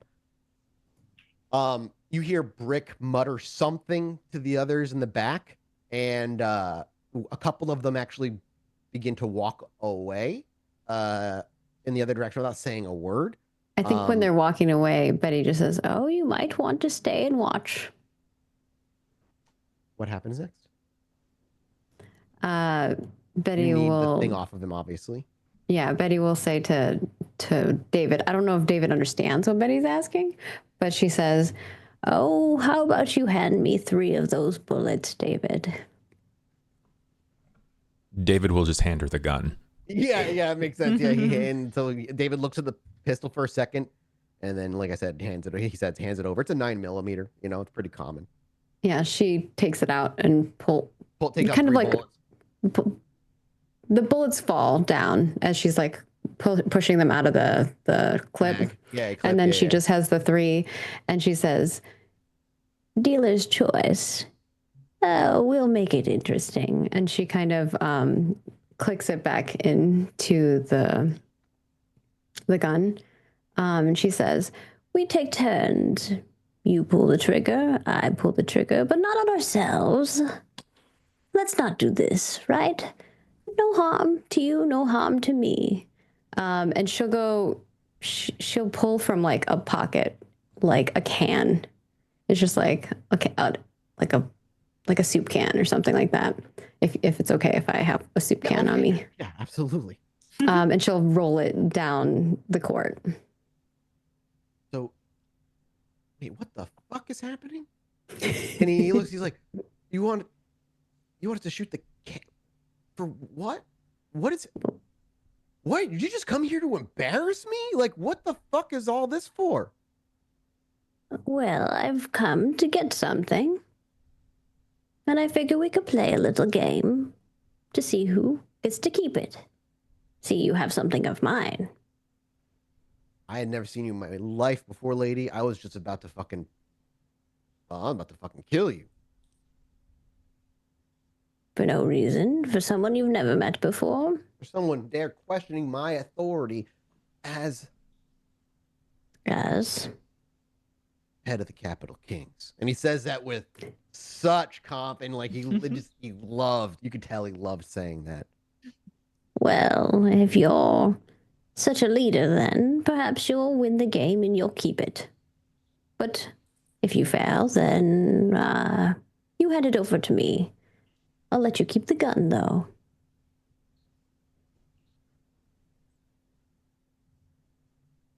What the fuck is that guy? And he looks over to David. Like you immediately got his attention off of having shot him and nothing having happened as soon as it happened, and it's almost like registering with him in this moment. Well, if you win, perhaps we'll tell you that too. My name is David, and you're the head of the Capital Kings, as you said. Damn right, you ain't gonna forget that either. I won't. You tried to shoot me. Goddamn right I did. I thought I did. Do you know that your heart is loud? Afraid is loud. What the fuck are you talking about? Can we just do this? Who's shooting first? She says, "You can shoot first if you'd like." And I'm just trying to hit the can. Mm-hmm. He he holds out his hand for the pistol. She will hand him the pistol. And again, because you rolled a 5 on your I'm a con artist. I would like to roll to this whole time we're having this conversation, I have put no bullets in there. There are no bullets in there. Do you want to use an illusion to make it seem like the gun goes off when he pulls the trigger? Yes, I'm going to use. Make me a rouse check. Yeah. Oh. I'm hungry. Okay, you had 3. He's immortal. I'm not going to make you roll because he doesn't have to resist. As soon as he pulls the trigger, Betty's just watching his hand. You can tell when he's going to pull the trigger because he's not subtle about being excited to do this. I'm not even going to make a roll. I'm going to have to roll. As he pulls the trigger, does chemistry make a sound as well? I think visual? I can make one effect. I imagine then you just make the bang as opposed to the muzzle flash, because the muzzle flash without a bang is way more suspicious than a bang. Vivid hallucination, distracting, drawing attention. Maybe it can do. Oh no, it's a single sense. Oh, it can be visual, sense. Auditory, tactile, etc. Yeah. So do you want it to be visual or auditory? I imagine auditory. Probably auditory, yeah. There's a bang of a gunshot when he pulls it. I'm going to make him roll to see if he notices there was no muzzle flash, but he's not probably not going to notice. No. No, he does not. And he fires it off, and you also probably include the sound of the bullet hitting concrete or something on the other side to really sell it. And as he looks and he pulls the trigger, he's like, ah, fuck. Does he get another shot? Does it go to you? Then it goes to Betty. Betty? I mean, do you put a bullet in there? Yeah. And then Betty will shoot. Go ahead and make me a dexterity firearms check. I'm not good at that, but we'll see. We'll see. Oh, one success, and you can re-roll one of them. I'll re-roll one. Why not? Hey, two successes. Literally, nice. one was not going to be enough. Not for not for the can. Yeah. With two successes, it's off the corner of it, but there is the definitive king, the flying of the sparks of you hitting the can. And there's a look of, he looks pissed off. Fuck. Funny thing about guns, kid. You think they make you dangerous, but me, I deal in bullets that hit the soul. And she winks at him. Oh, fucking, of course I got a goddamn philosopher fucking shaking me down. What do I have that is yours? Well, you see. And she kind of looks over at Mutt. He looks over, yeah, he's like, am I supposed to recognize you? And Mutt just says, I don't know, do you remember everybody you mug on the street that isn't paying attention who is sipping a coffee? And there's a moment where Mutt just seems to think, and he's like, oh, fuck off. All this for a fucking USB stick? Jesus Christ. Brick. And as he turns around, he notices a few of the people are gone. What the fuck? Where'd Fuse go? And Brick just shrugs. What about Rook? Where'd Rook go? Brick shrugs. Oh, just give me the goddamn USB stick. And Brick walks over, this big guy, and he reaches into his pocket, and the USB stick looks small in his hands as he hands it over to this guy, and he hands it over. He's like, I didn't get a chance to fucking figure out how to open the thing. Password protected bullshit. And he hands you over just like a white envelope that has the USB stick in it. She takes it and she says, Pleasure doing business with you. And she hides it away in like one of her like little pockets. You can keep the can. And she throws the gun his way. Yeah, and it lands on the ground as he goes to pick it up. Does Betty just turn and walk away at that? Yeah. Elspeth also just kind of follow it, like all went pretty smoothly. David as well, unless David says something. No? David didn't say anything. There's a moment as you walk away, you hear Mutt go, and hey, listen, fuck you for beating me up, but if your gun still has a serial number on it, cops are going to be looking for you, idiot. Just free piece of advice. And, Mutt hands that, says that to Prez as he follows you in tow. Do you all lead back to the apartment with the red door? Yeah, I think as soon as we hit the car, I think honestly, Betty's asking David if he's okay. Yeah. I'm fine. Mutt, actually, you don't have to go back to the apartment. Mutt is willing to split from you at this point. Job's done. You got the information he was supposed to give to you. He doesn't fucking need you around, and he's got other things to do. And tonight was annoyingly stressful for no reason in his mind. Okay. He's happy. Job well done. He has no ill will toward you. Whatever. He's happy that you whatever. Nobody fucking died. He's happy. And I think Betty just tells Mutt like, oh, it's always a pleasure, Mutt. If you ever need anything, you know how to contact me. He nods and kind of just throws up his hand as a goodbye. He's like, as always, Betty, it is a pleasure doing business with you. And she'll grab something out of the cart and toss it his way.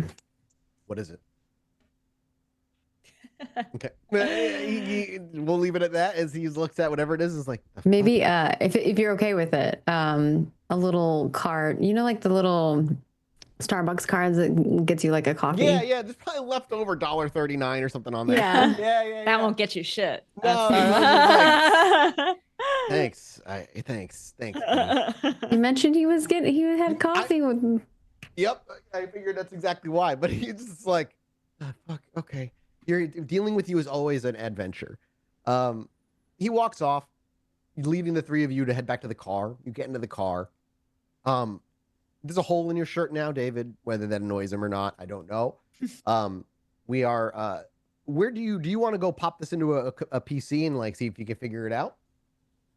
I mean, I'm probably not going to be, I mean, I guess I have some larceny skills, but like, I'm not the best at that kind of stuff. Leon is, but I definitely could try. You could, but there's also, as you open the envelope to check if the USB stick is there, as you kind of peek in, you actually see some scribbling on the inside of the envelope. And as you look at the scribbling, you actually notice it's like one word, but it's jumbled letters clearly encrypted with a cipher, like hastily scripted next to it.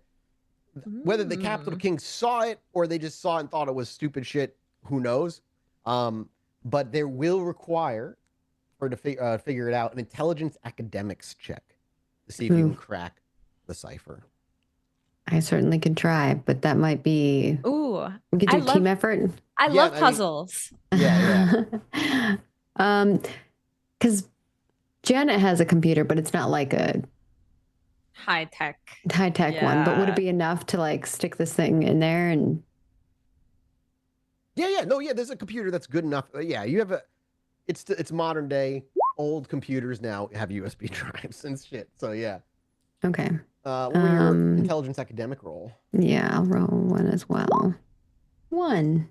Elspeth got a 2 though. You said Intel academics. Yeah. I'll try one of these. Yeah. Ooh. Oh, I thought that was you're your rousing. dice pool. Yeah, I was like, you got one. Yeah.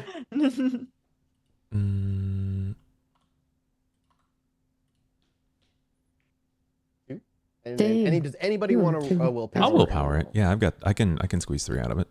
Yeah. I'm not gonna willpower. This is not my forte. I know I'm not good at this. 3. I usually hand this stuff to Leon. What I'll say with the combination of both Elspeth's 2 and the 3 out of David, Elspeth, you're able to figure out it's clearly like letter substitute cipher, like a letter for a letter, nothing like crazy related in terms of like mathematics. But as you fuck around with it a little bit, David, you're able to, you know the name of it. It's called the Caesar cipher. What it is a letter is actually representative of letters 3 ahead. So A is actually D, B is E, D is F, and for the most part, pretty straightforward once you realize that, and that's what it is. And when you are able to decode it, it is a simple word that is the password for the USB drive, and it is all it says is purple. Wow. All Some lowercase. password. David probably looks over. Purple. That Yeah. As you're looking at it, Well, and that's even not the Betty's like- color purple. It's white. And he leans over, and as you're like, "Oh yeah, this might be a letter thing," he looks. There's a few moments. He's just like, "Purple," and as you look, you're like, Yeah, no, he figured it out. That's what the word says. That's the password. Purple. Oh. Well, can you type it into the thingamabob? Yeah, we can. Yeah, put the password in and look into this. As you put the password in, the USB stick slides in, and you put the password in. The computer chugs a bit. It's an older computer, even if it could handle this information with relative ease. It's still annoying. And as you pop the password in, it unlocks the USB and gives you a very simple file on basically a profile on an individual. What you learn is that the individual, the picture that was drawn, the individual, the information that you put out, that was the picture you put out, right, Betty? Yeah, Leon. Of the woman? Yeah, had the picture of the woman. Yeah. Yeah, exactly. He drew it yes. like a sketch. Yeah, and then you took it and handed it out to your information brokers, who after a few nights come back with a little bit of information. You are aware that this person, this individual who drove away with the other box that you did not open, is a ghoul. The ghoul that belongs to a Ventru. A Ventru that is of more influence than Janet, but she's not a privileged council member. She's not on any particular boards of influence, shall we say. that you have heard of. And her name is Alicia, if you want, Alisha Bellwether. You said she's a ghoul to a Ventru? The Ventru's name is that's the ghoul's name rather is Alicia Bellwether, okay. And she is a ghoul to some Ventru of influence. Okay. The specifics of who they are, you're not entirely sure. Gotcha. I was thinking the same thing, Tracy. So yeah, you're correct. Okay. There is a photo also on this that is clearly taken at a distance. It's a little pixelated. It's a little low resolution, but it seems to be the individual that was on the picture that was given to you, drawn for you rather. Is there any other, did you ask for any specific info other than who she is? I can't really remember. I think you were just looking for who she is, right? Who she is, and maybe where I could find her. And did you might make be a roll helpful. for that already? You rolled for that already when you first sent it out, or no? I rolled a 3 to get the information. Yeah. I will say you also learn that she is married. Hmm. You don't have the first name, but you know she took his last name, so you know his last name is Bellwether. Ooh. Is it this day and age where there's not a yellow book and I can look them up and find their name and address? Okay. Yeah, it's a little bit harder to do, but it's a thread. However, there's no info on what he is other than her husband. Whether he knows that she's a ghoul or any of that stuff, who fucking knows? But she is a ghoul. She works for a Ventru, so she was likely moving the cargo for the Ventru to the Ventru. You're not entirely sure, but I would say if there's any other info you would be hoping to get out of this, ask me what it is now, and I'll give you. Or I think that's all that Betty would have looked for. Yeah, it wasn't like a huge amount of information. The rest to Leon or others.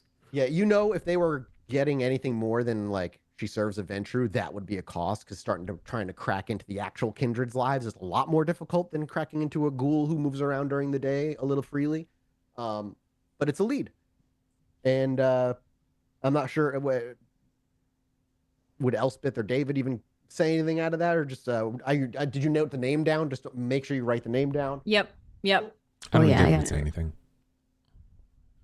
Well, do any of you know this Alicia Fellwether? No idea. Nothing coming to mind, Mathis? Nope, not for you. Okay. Nope. Not a name. Well, then we'll have to leave that to Leon to sort out, or maybe Janet might know something. Maybe. Janet is a Ventru, so she would likely have a little information on that. And by this point, as late as it is in the night, her dinner's probably wrapping up at this point, and so you probably make the decision to head back that way.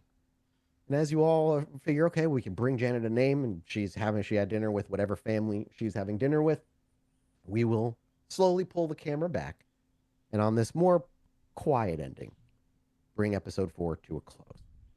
5 minutes right before here. As always, I walked in this hey, maybe we'll get to break, and then that'll be it. We'll have it. As I said, I'm like, you always say maybe we'll end early, and we end and we just RP. We flesh everything out. The world is being built actively. Very much.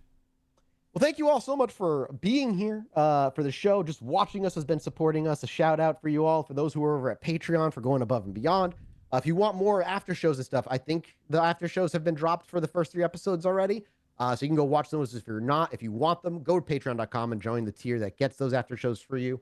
And if you just want, you can head over to, and if you want to, also head over to youtube.com/podbynight and drop us a follow, drop us a subscription over there. You can watch the VODs when they pop up, but there's also a bunch of other stuff that's just cataloged in there. The whole Stitch of Fate series, Desperate Measures, all that stuff. If you want more vampire and more bite-sized episodes, you can get those there.